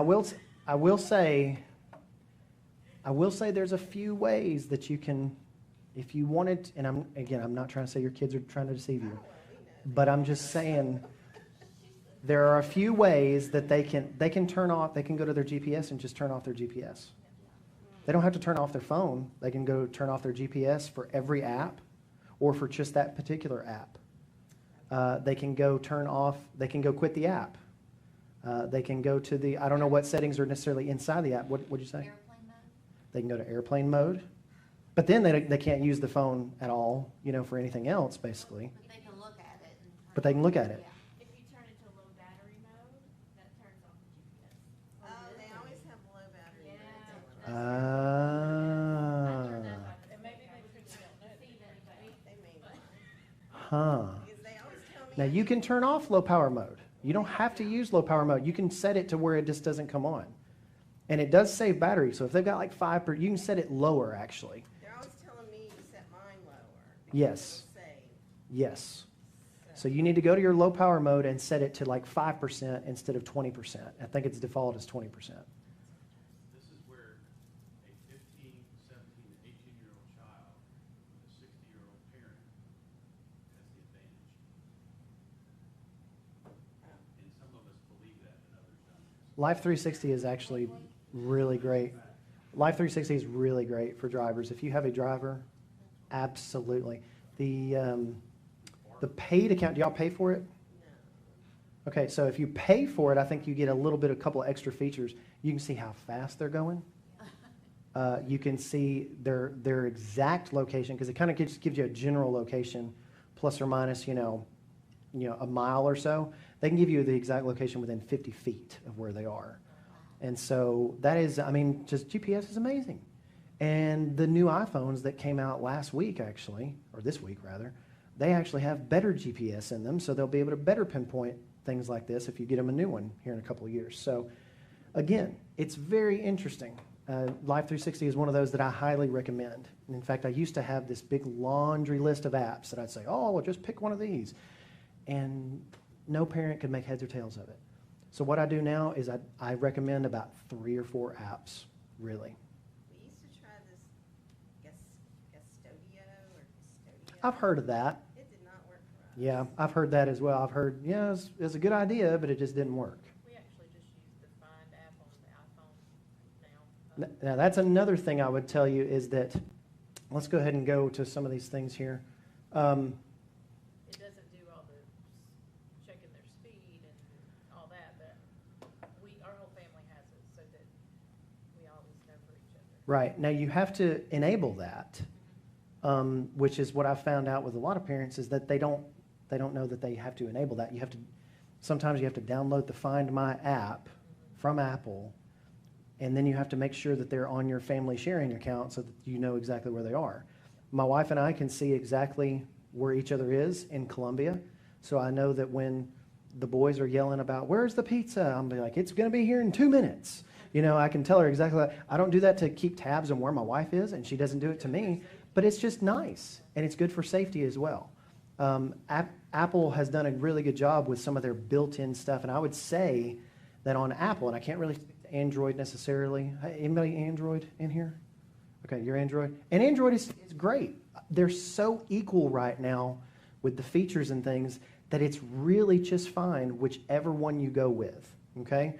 But what I have found is that most people here in the United States, most people will just buy their kids an iPhone. And that's good if you are also on an iPhone. And so make sure that you stay on the same platform. And if you're on Android, I understand if you have to use that for work or something like that. If you have a work phone that's Android, I get it. But if you're able to stay on the same platform, you can try to do that. Back when I started this, people could not honestly tell the difference between iPhones and Androids because they all look the same. I take it for advantage of it all the time, is that I can go into a cell phone store and not even look at the brands and go, that's an LG phone, Android. That's a Sony phone, that's Android. That's a Google Pixel phone, that's an Android. There's the iPhones over there. But I guarantee 9 out of 10 people can go into a cell phone store and all they see is black rectangles. And they go, I don't know which one is which. I don't know that that's Android. I don't know that that's necessarily the iPhone unless I turn it around and see the Apple logo on it. And so, again, we have to understand that they have a much different way of looking at privacy. Now, again, Apple will say, oh, your privacy matters to us, stuff like that. I get it. And yes, iPhones do tend to be more private if you want them to be.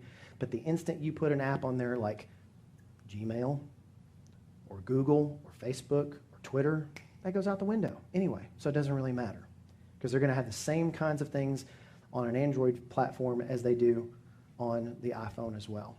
The cameras are the same on those devices now. The screens are the same on those devices now. There's just a very little differentiation between those devices right now. So you're really good at honestly picking whatever one that you wanted.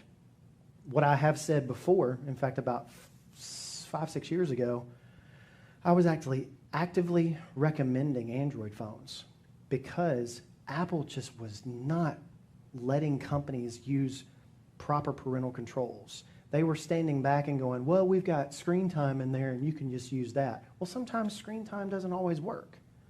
And sometimes you want to go deeper, and sometimes you want to monitor text messaging, and sometimes you want to do these things.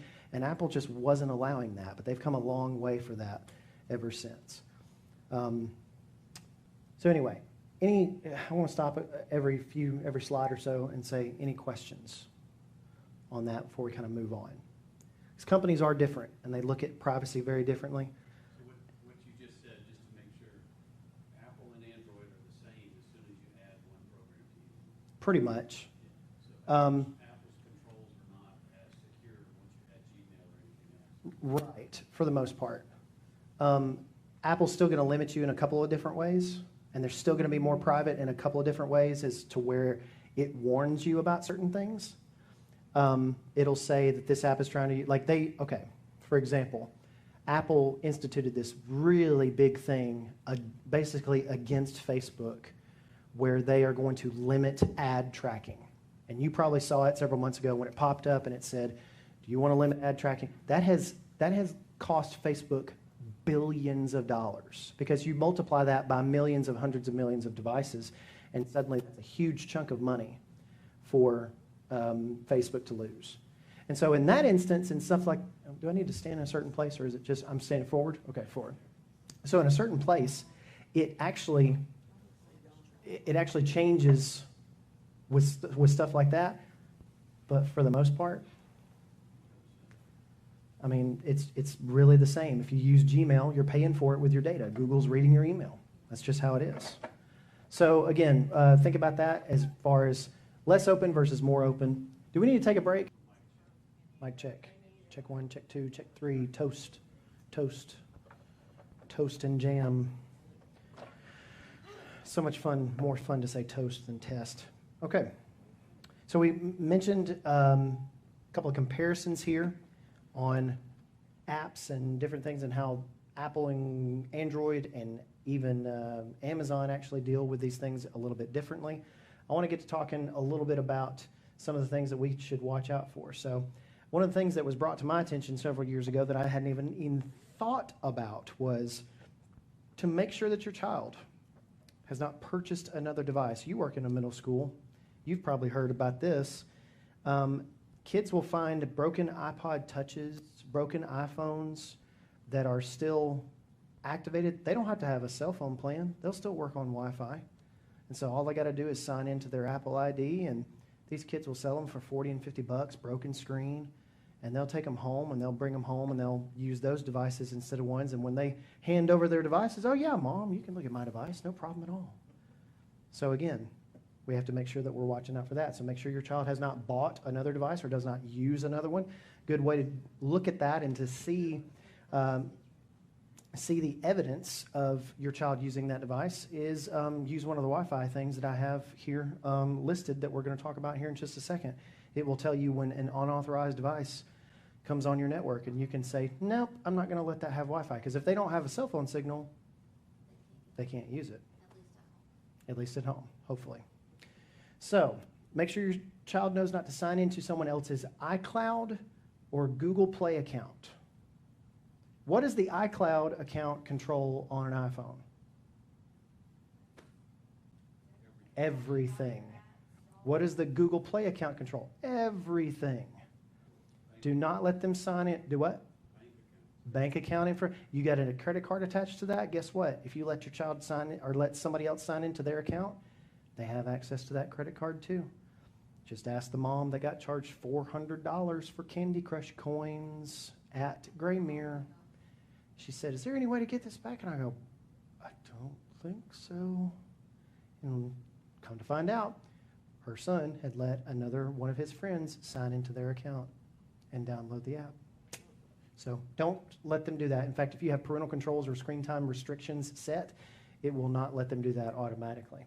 Of course, parental controls, restrictions, you need to set those on whatever device your child uses. I would start with screen time until we get to all this third-party stuff. And anytime I say third-party, I mean something not made by Apple, something not made by Google on the app side. If you go into your settings on an iPhone or an Android phone, Android phones are all different. They have different varying degrees of parental control settings, but Google Play Family Link is kind of universal. And so if you have an Android phone, you can download Google Play Family Link, and you have about the same kind of parental controls. But you can start with screen time on your iOS device. That is actually all that my wife and I use. We actually don't use any kind of parental control apps yet, although I am about to get into Bark with my 10-year-old because I do not want him to be seeing things or doing things on his iPad that I don't know about.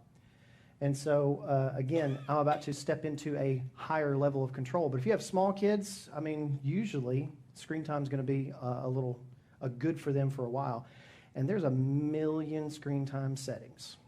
And so anytime that you give your child a new device or anytime that you sign them up for something new or whatever like that, you need to be going through those settings as well. Any questions? Now, this is kind of a really convoluted looking thing, but it kind of illustrates what I'm talking about with this multiple walls of kind of control and security. And this may look complex, but it's actually really not. I'm just giving you a couple of options within each of those walls. So this first wall up here is this right here is just a filter or software on your physical Wi-Fi device. And sometimes you can buy a device like an Eero. We have these at home, and they sell them at Walmart, and they sell them at Costco and Amazon and things like that. And they're just little bitty Wi-Fi devices that actually have parental controls and filters and all this other stuff built in. At the church building, we have, like I said, we have a very large church building. It's been added on to about 6 or 8 times since 1959. It's crazy confusing. but we have Wi-Fi throughout the church building, and we control all of that with something called Open DNS. If you don't have the ability to buy a device, who's the primary internet service provider around here for you guys? Spectrum? Okay. AT&T. So AT&T is a little bit stricter on what device they want you to have in your home. Usually they just give it to you and say, you have to use this. Spectrum tends to be a little bit more forgiving in that. We're lucky. We're lucky in our small town of like 60,000, small town, to have a co-op. They literally just bring the copper to your house, and they say it's up to you to do whatever you want to with it after that, which is great for me as a nerd because I can configure the internet any way I want to. So if you have the opportunity to replace a device on your Wi-Fi, then you should absolutely do that. And my rule for that is that if you cannot remember the last time you updated your Wi-Fi router, it is time to update your Wi-Fi router. And if you go to your router, it's under a cabinet and it's got a layer of dust to where you can write your name in it, probably time to change your router. The new routers have a lot of great technologies in them. Odds are you will get faster speeds, you will get better coverage, and you will get the parental control features that come with those routers. Some companies like Spectrum actually have some of these things built in that you can sign up for. I know that Verizon Fios and Google Fiber have those things kind of built in too as well, and they're going to make you use their own devices though. So again, there's a lot of different ways you can do that and a lot of different ways that you can set parental controls right here at this wall from the start. Okay, so anytime anybody logs onto your Wi-Fi, anytime your children are on the Wi-Fi, they are protected through those things. The cool thing about OpenDNS, how many of y'all have heard of OpenDNS? Anybody? Cool thing about OpenDNS is that you can set it up on the device and it goes wherever that device goes. So if they're on the cell phone network at the mall or at the football game or whatever, it's working. And that is just a basic internet filter. But then you get into more control, built-in parental controls and security. So I put here screen time on Apple. That's a good place to start. If you can't find what you want to, then graduate to a couple of different apps. But then I put Family Link for Android. And so the two apps we'll talk about there are Life 360 and one called Our Pact. And I've already talked a little bit about Bark. And so that's the one I'm going to probably start recommending instead of Our Pact. Our Pact is very good, but they're not exactly quick on updating it a lot, especially when new versions of iOS come out, just like that happened this past week. And then, of course, that wall number 3 is the one that's going to take the most time out of all of them. It is going every app by app and saying, okay, what kind of parental controls are on here? What kind of settings do I need to tweak or change? What kind of things do I need to look at? I'm going to use 2 examples for you here today. One of them's pretty good at parental controls. The other one is pretty terrible at parental controls. Okay? Any questions? In newer houses, they're building in the wireless into with all the hookups. Oh yeah, the things in the walls. Well, yeah, they look like, you know, your fuse switch. Really, they're building wireless into homes. So all you have to do is connect it with your provider inside of the Interesting. Okay. Just wondering, if they would have filters at that level? It really is. So at any of those levels, it's going to be up to you to enable those things. So whether you buy a device from Walmart or whether you get one provided to you by your internet service provider, it's going to be up to you to add that. Some of the internet service providers charge for it. But again, most of the time, that stuff is at the router level. They're not going to get any kind of access to anything that you don't want them to. And I will tell you that all these filters are basically the same. They can mess up sometimes, but they can also keep your child from seeing things that you don't want to. So again, I would contact them. If it's all built in and you don't get the opportunity necessarily to switch out equipment, then you would absolutely need to contact them on that. Good question. Okay, OpenDNS I talked about is a firewall. Basically, it's a software firewall, which means it's not a physical device that you buy.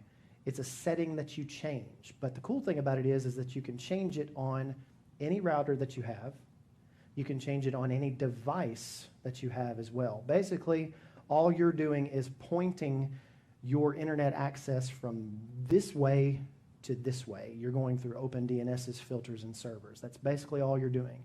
This is the most technical thing I'll talk about all morning. And you can actually go to opendns.com/home internet security. You can use this for free, but you can also, we have it at the server level at Graymirror, and we can monitor every website that everybody's going to at any time. And obviously, we have it set pretty aggressively so that people don't look up stuff or, put stuff on there that they shouldn't. I get irritated at it because we have it set so aggressively that when I type in ESPN.com, sometimes it kicks me. It says, you can't go there. And I'm like, come on. But anyway, it's detected something that it didn't like. And so, again, you can set them however aggressive you want. But again, this doesn't really affect things like Netflix or maybe even things like YouTube. It's not going to filter that directly, and so you're going to need an extra kind of level of stuff for that. Any questions on that? There's a lot of different brands of routers out there, and the one that I like a lot is Eero. It's got a really nice app. It's really easy to set up. They're really inexpensive. I think you can actually get one router for $79 now. So if you have the ability to update your router and you're not using the equipment provided by your internet service provider, absolutely you can do this. I like the fact that my boys have iPad time every night from 6 to 7. And it is almost every night when the internet cuts off for their devices. 7 p.m., boom, it's cut off. And I can be on the whole other end of the house, and I can hear the weeping and gnashing of teeth, right? It is just, and the eyes rolling, I was doing something. Yeah, we're always doing something. Get in the bathtub. It's just, and it's really nice. And there's a lot of devices that do that same thing. So I'm not trying to say that Eero is the only one that does that. There's a lot of other devices. The TP-Link devices, and I got a real small down here. I would try to sort of kind of stay away from ones like the Google Wi-Fi routers and maybe the Amazon branded ones.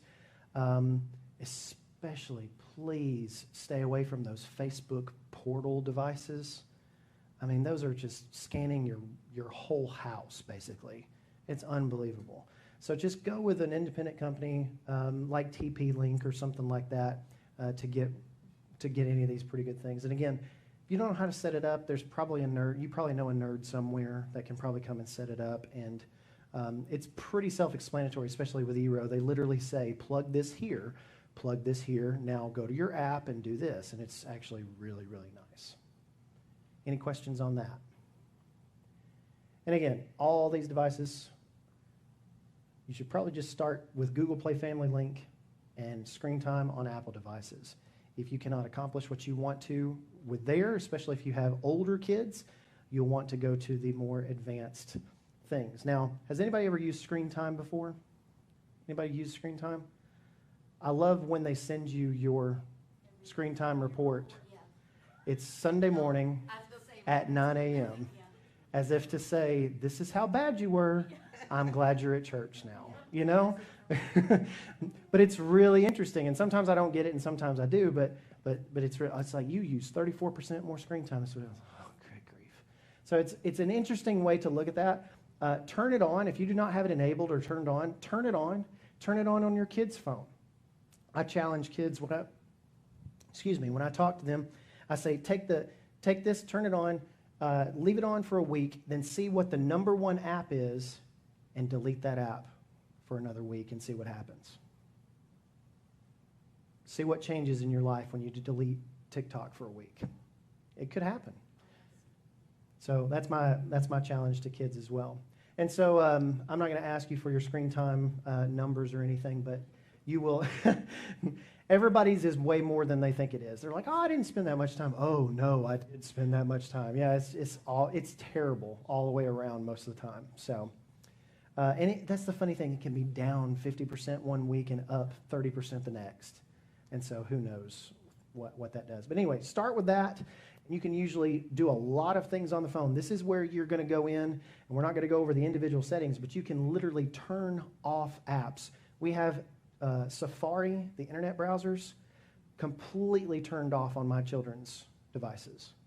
They don't need them. They don't need to be getting on the general internet. I don't care if we've got filters set or anything like that. They do not need to be getting on those things or see those things. We have the camera turned off on their devices as well.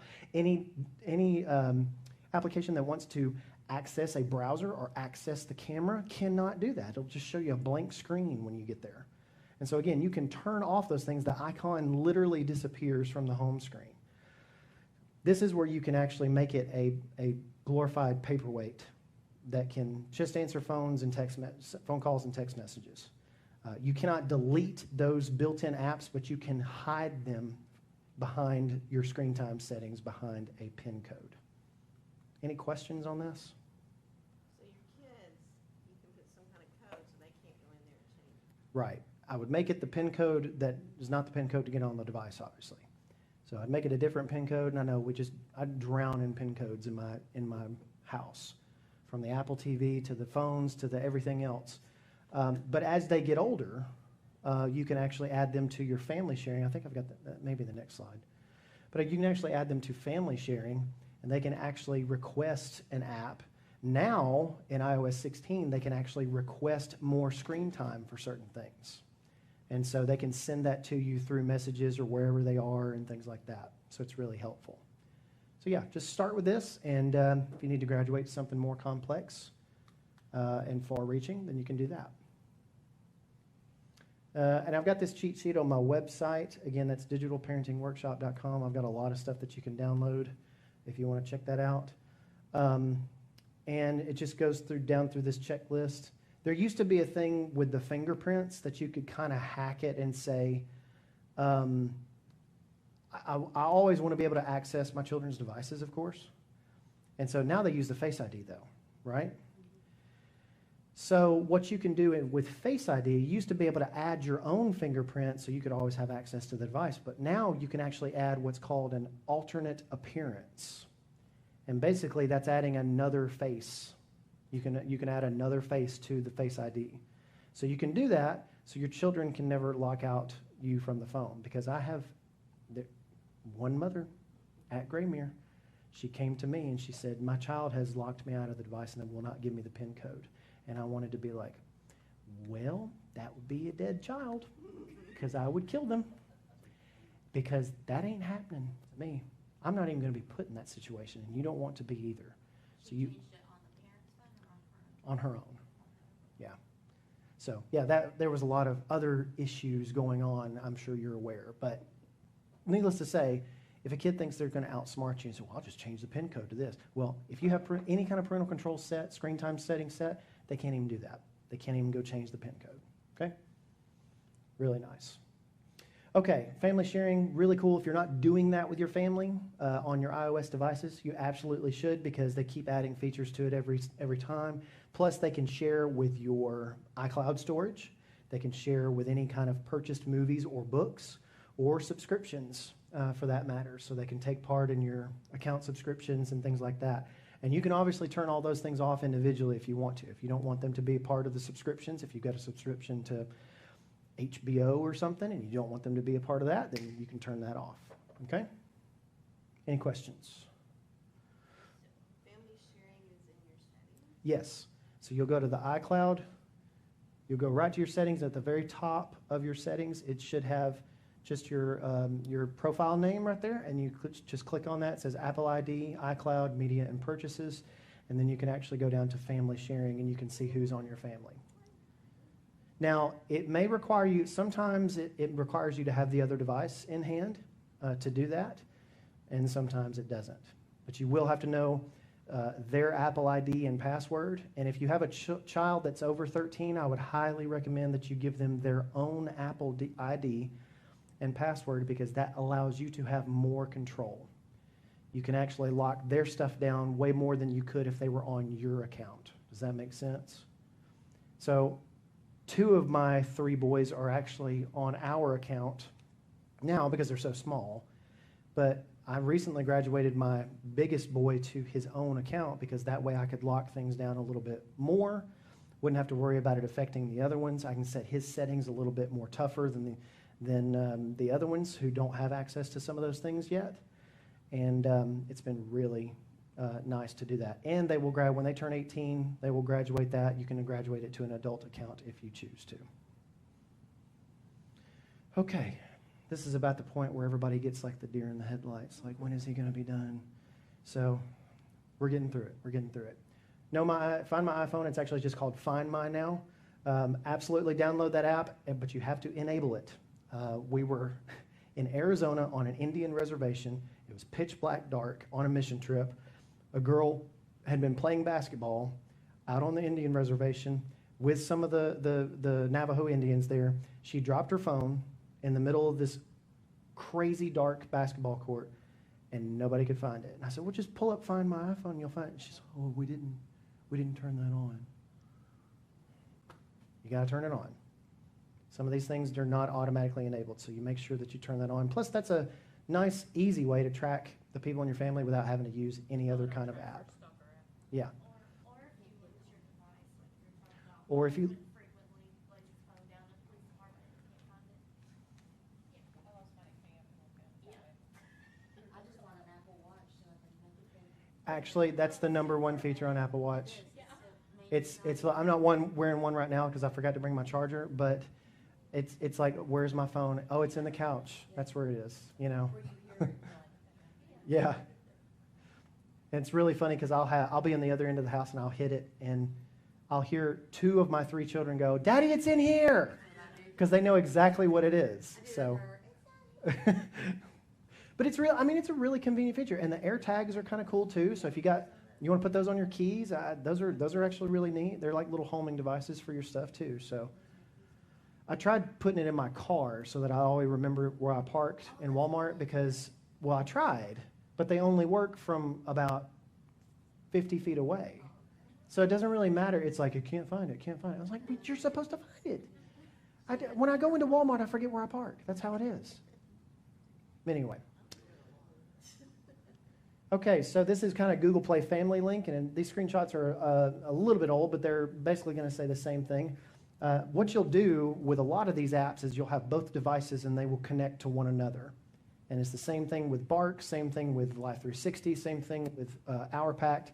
They're going to do some kind of magic and connect to one another, and you're going to be controlling that on your phone, and they're going to have the app on their phone to where it will control it on there. And it's the same thing with this, and Family Link is really cool, especially if do y'all have any kids that do Google Chromebooks and stuff in the school system? Yeah, that's all my kids. So that'll be one of those things that you can recommend apps and different things like that.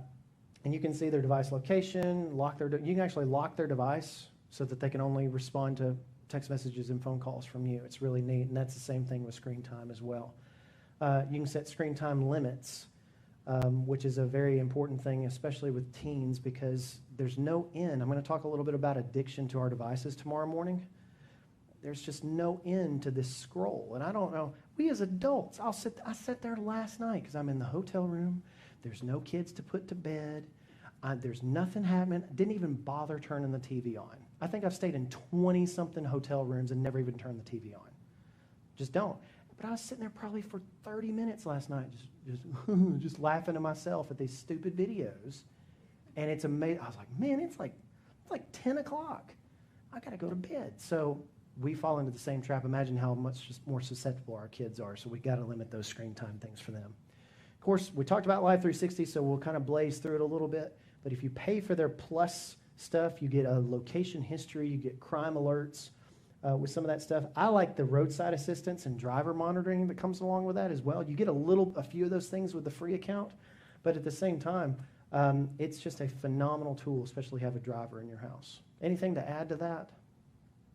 Those 360 users? I don't have a reason to use this yet.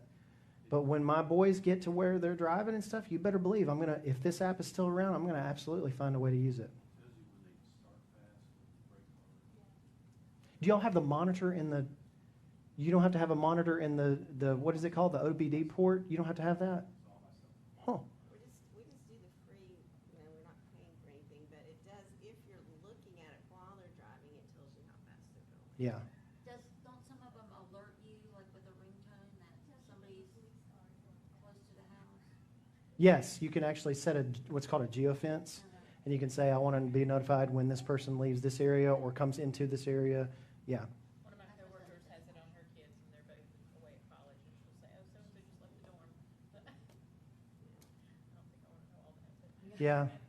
Yeah, college might be the time to cut that loose maybe, but that's up to you as a parent. There's Allstate insurance Yes. provides that for free as well. You can, I know Progressive does as well. I can't remember what it's called, Safe Drive. Yeah, you don't have to put anything in your car, but if everybody in your family signs up for it and there's no fast braking or high speeds, you get like money back kind of thing. So it monitors all that.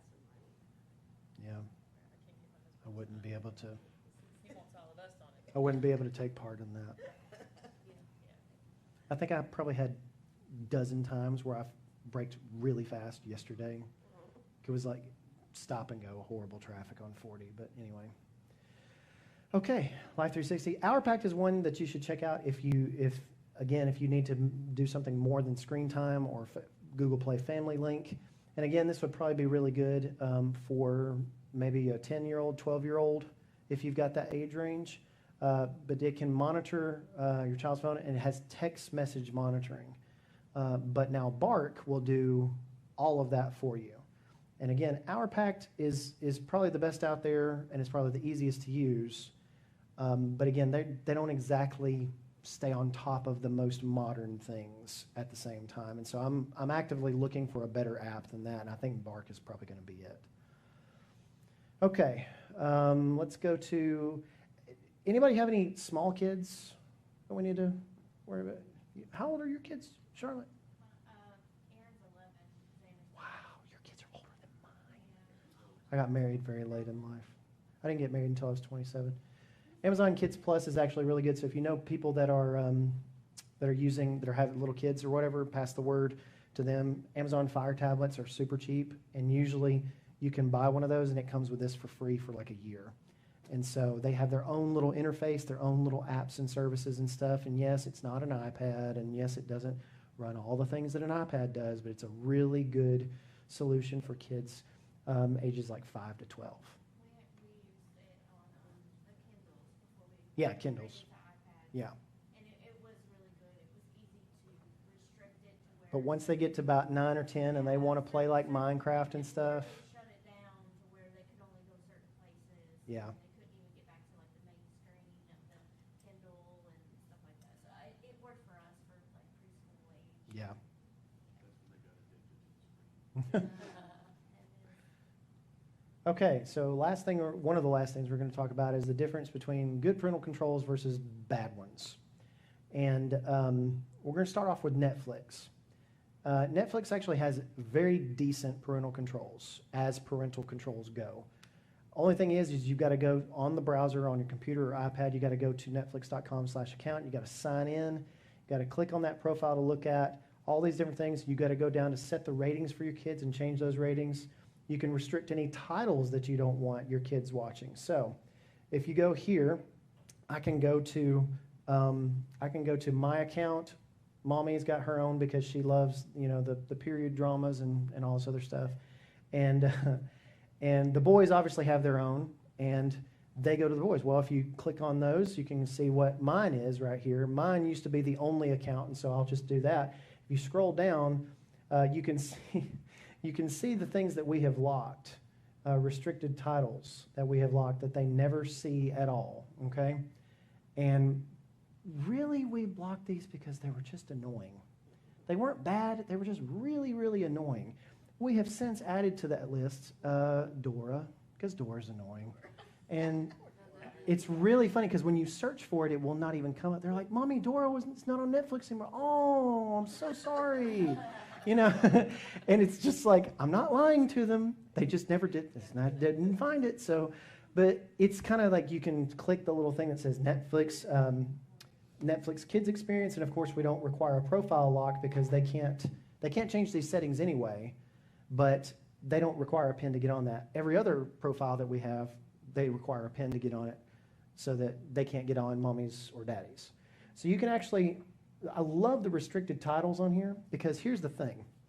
If you had your TV PG-13 and below set a couple of years ago, and you had a 12, 13, 14-year-old in the house. When you fired up Netflix, guess what first came up on that big splash screen that they have at the very front? This show was a show, 13 Reasons Why. Now, who can tell me what that was about? Very creepy, very glorification of suicide, basically. Making some kid to be out a hero who was going to kill himself. I don't want my 13-year-old. I don't want my 18-year-old seeing that. It even made its way into our school that they were. It was a big deal. It was a big deal. And so under restricted titles, you could say, I can put PG-13 up here, but I don't want my kid to see that. So you can restrict specific titles, which is really cool. So I think Netflix has the correct ideas. They've since added a few extra things on here as well. And again, you can get bogged down in settings. But this is a pretty simple way to kind of look at it. You can go to the parental controls, and it'll tell you exactly what is what. And you can hit that apply button, and you're good to go. And it'll apply it to whatever Netflix account your device is signed on to. So you don't have to go change all that stuff on your TV or change it all. You can just do it right here on the web. Very nice. Now, I'll tell you who doesn't do parental controls the right way. So if I go to YouTube and I click up here to my little icon, and then I get this screen right here. This is an iPad app, okay? It's going to be basically the same kind of settings on every other application that we have. And so you go here, you get this window, and then next you get this kind of this long list of stuff right here. And then you'll notice right here, I've got something called clear watch history, clear search history, pause watch history, pause search history. I don't understand it. If there was a PIN code to get to this screen, if I had to put in my account password to see this screen, this would be completely fine if they want to give you that option. But there's nothing that you have to touch or put in to get to this. So if a kid has their YouTube app on their phone and they don't want you to know what they have been watching, they don't have to even clear the search history. They don't even have to clear the watch history. They just pause it. And then they have to go back and unpause it, and you're none the wiser. You didn't know what they watched. It doesn't show up on your account. It doesn't show up on anybody else's that are tied to it or anything like that. I don't understand why I have sent so many emails to Google and to YouTube, because Google owns YouTube. I've sent so many emails to them to say, why is this the case? You are ruining parental controls for one of the most popular apps out there. I love YouTube. I love it, and so do other kids as well. My kids beg to get on YouTube. But this right here, they don't have YouTube Kids, and they don't have YouTube, the regular YouTube app on their iPads at all. In fact, they can't even get it on the TV on it unless they are on a restricted account and we're sitting in the room with them. Because you can't ever tell what you're going to find on YouTube. So again, that's one of those things that we need to be aware of. Any thoughts, questions? This is an example of a company that's doing it kind of the right way, and a company that's kind of not doing it the right way. So again, you need to be aware. This is for the iPhone app. This is for the iPad app that's on here. This kind of stuff does not get filtered necessarily when you have the best internet filter out there. And so it skips right over that. So again, crazy. Anything else you want to add? I say beware of YouTube Kids. Sometimes it's not what you expect because of autoplay. If you leave autoplay on and the algorithm just picks the next video for the kids and they just keep watching and they keep watching, it can turn into something that you don't want even on YouTube Kids. And so again, make sure that you're aware of that and make sure you have autoplay turned off for those things. You do not want some algorithm choosing what your kids watch next. Because the kids don't care. They're just going to sit there and go, the next one, here's the next video. They're not going to care. So again, we have to make that choice for them. Last thing I want to say. If you need to, Verizon, AT&T, Sprint, Sprint's not a thing anymore, is it? T-Mobile, all the major carriers, They are very, very good. Every time I have called one of them, called their customer service, they have had, it has been a almost wonderful experience. What I would recommend is not necessarily going into a phone store if you have a parental control issue, because those people in the phone stores are there to sell you the phones, not to fix the phones. And again, that's no fault of their own. Just everybody just walks in the store. Well, I need you to fix my phone. Well, they don't know, and they probably might not even tell you the right information. Call your carrier.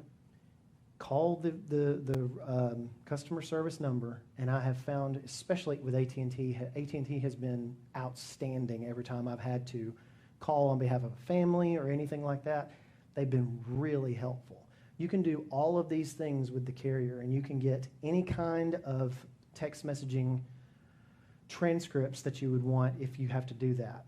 Now, provided that that's not been on iMessage. And so you can block a number from calling or texting, you can shut off texting, you can shut off and limit data to an individual device. You don't have to limit it to the whole account. And then, obviously, the one that you would probably want to, especially if you have younger kids or even older kids, is shut off or deactivate that personal hotspot. Because when kids start running out of data, they're going to let their phone, oh, just jump on mine. And then before you know it, your entire family's data pool is gone because your son let them on, your data plan, and now they've sucked down your data too. So again, shut that off and limit that. Okay. Anything else? You Yeah. gotta stick around for all these people asking individual questions. Absolutely. Be trained by somebody that they trust Absolutely. versus their own. I know that we've had a small group today, but has this been helpful? Yes. I have a question. Yes, ma'am. So in relation to the iMessage deal, if you're trying- iMessage makes everything much more complex, That's actually. fine. Would you advise to just turn that off on there? I mean, but Here- if you here's- don't have a good cell signal, then you wouldn't be able to get Right. hold of them. Right. So that's what I'm, in my head, I'm thinking. Well, you wouldn't be able to get a hold of them. Well, the cell signal shouldn't matter. You're not going to be able to get a hold of them anyway. In fact, iMessage Well, uses a. you couldn't do like Wi-Fi calling. If there was Wi-Fi and the cell. Yeah, I signal forgot was about that. bad, like if you're in a building where you can't get. Right. But there is Wi-Fi, they can connect to the Wi-Fi and contact you. And Like, iMessage will go call. over Wi-Fi, but SMS should send over Wi-Fi as well too. SMS. When I say SMS, I mean just the old text messaging standard. That is the eternal struggle. The blue bubbles versus the green bubbles. And do you enable the blue bubbles, but you don't? Because if you put the blue bubbles on, if you put iMessage on, you turn it on for your child's phone, you're not going to be able to get access to that information. The San Bernardino shooter back years ago, that is the number one thing they wanted was his text messages. Well, guess what? They didn't have access to those because even Apple didn't have access to them. It wasn't because Apple said, no, you can't have them. It was because we literally don't have them. So just like the apps, the monitoring apps that we talked about, monitoring your stuff for your kids' devices, does that track that? That is where Bark Okay. circumvents that, because it's not interfacing with iMessage directly. It's watching what's on the screen. So you would be able to see it from that. And as long as it picks it up, it should pick up violence and nudity and any kind of text about hateful speech or any of that kind of stuff. And if it and you can set that with Bark to be as strict or as less strict as you want, and it will send you a notification nonstop when it detects those things. And so there again, that's one of those things that it gets around almost every system. And it's blessed by Apple too, because usually Apple would never allow anything like that on their device.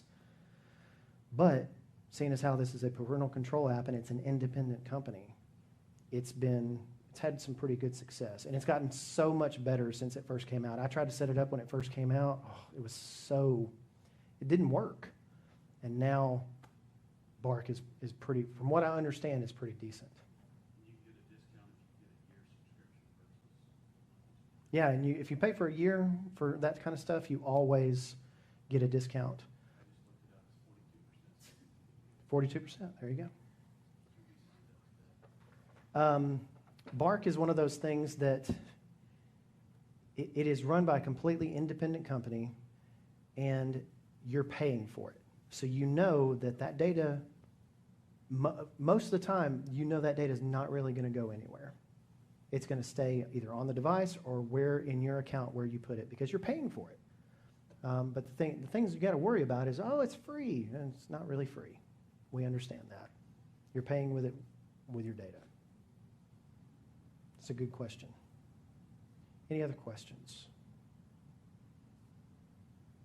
Literally covered everything. No, not at all. Instagram, is there a way to not be able to send messages like? Now you can have you can set up or enable what's called a protected account on Instagram, and I think that might limit you in some ways with that. But there again, Instagram always says, like, their end user license agreement says you agree that this child is 13 years old and you're signing them up for it. There is an effort now to where Instagram was trying to make an app just for kids, and they axed that idea because apparently it was a terrible idea. If you go to instagram.com/safety, there is a lot of good info on that. And again, take it with a grain of salt, because this is a company that they may act like they care about you, but they really don't. They've just got to do this stuff because it's required by law, and so they've got to have some of those protections in place. You were going to say something? I was going to say, repeat your questions because I just. Repeat the question. So she said something about Instagram. Is there any way on Instagram to not have private messaging? Internet. People are listening on the internet, plus we're recording this, they can't hear the question. Okay, yeah, you're right. I've been really bad about that. She's up here going, sorry. But yeah, Instagram, again, that's one of those things where you almost have to tell your children, hey, you get to use Instagram, but I better not see any kind of private messaging at all, period. And I don't know if you can necessarily turn that off. I haven't seen anywhere that you can turn it off, but you can certainly, obviously not check it for sure, but who knows? It's going to be one of those things. It's one of those hard things to avoid. Does Facebook automatically create an Instagram account for you? No. It doesn't? Okay. No. Now, they will create a messenger account for you, and they will absolutely pester you to death to download Messenger. And it is so ridiculous that those are two different apps. But yeah, they don't automatically create an Instagram account for you. Now, they'll let you sign up with the same kind of credentials, and they'll make it super easy for you. But there again, they do own them, but they don't automatically create that account for you. Make sure you watch who your kids are following. Make sure you watch who they're following or retweeting or anything like that, because that's a whole nother deal that you can get into is why are you following this person, and why are you liking this photo because it had this kind of things in it. I mean, it's all sorts of different stuff. It's arduous. Any other questions?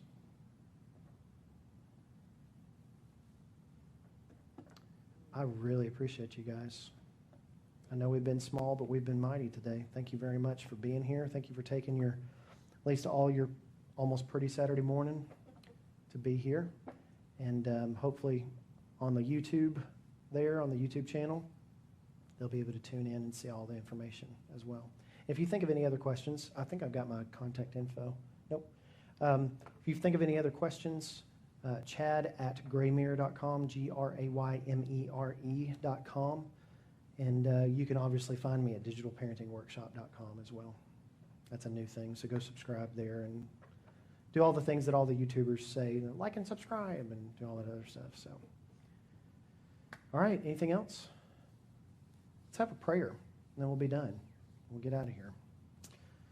Dear Lord, thank you so much for this wonderful day. Thank you so much for these parents, these grandparents, these guardians that are watching over their children and their families and watching over other children and other people's families as well, Lord. And we pray for them and have all the vigilance that they need to do what is right, Lord. Help us to understand that we are our children's protectors. Help us to understand that those children were put in our families, put under our protection and in our care deliberately on purpose by you.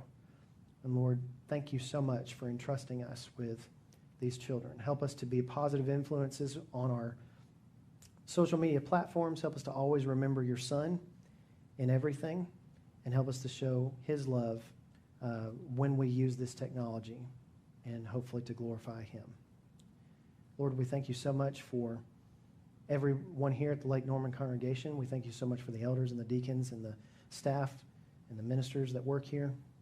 We're thankful for their influence. Lord, we thank you for this technology. Help us to use it wisely and, of course, to glorify you. It's in your Son's name that we pray this prayer.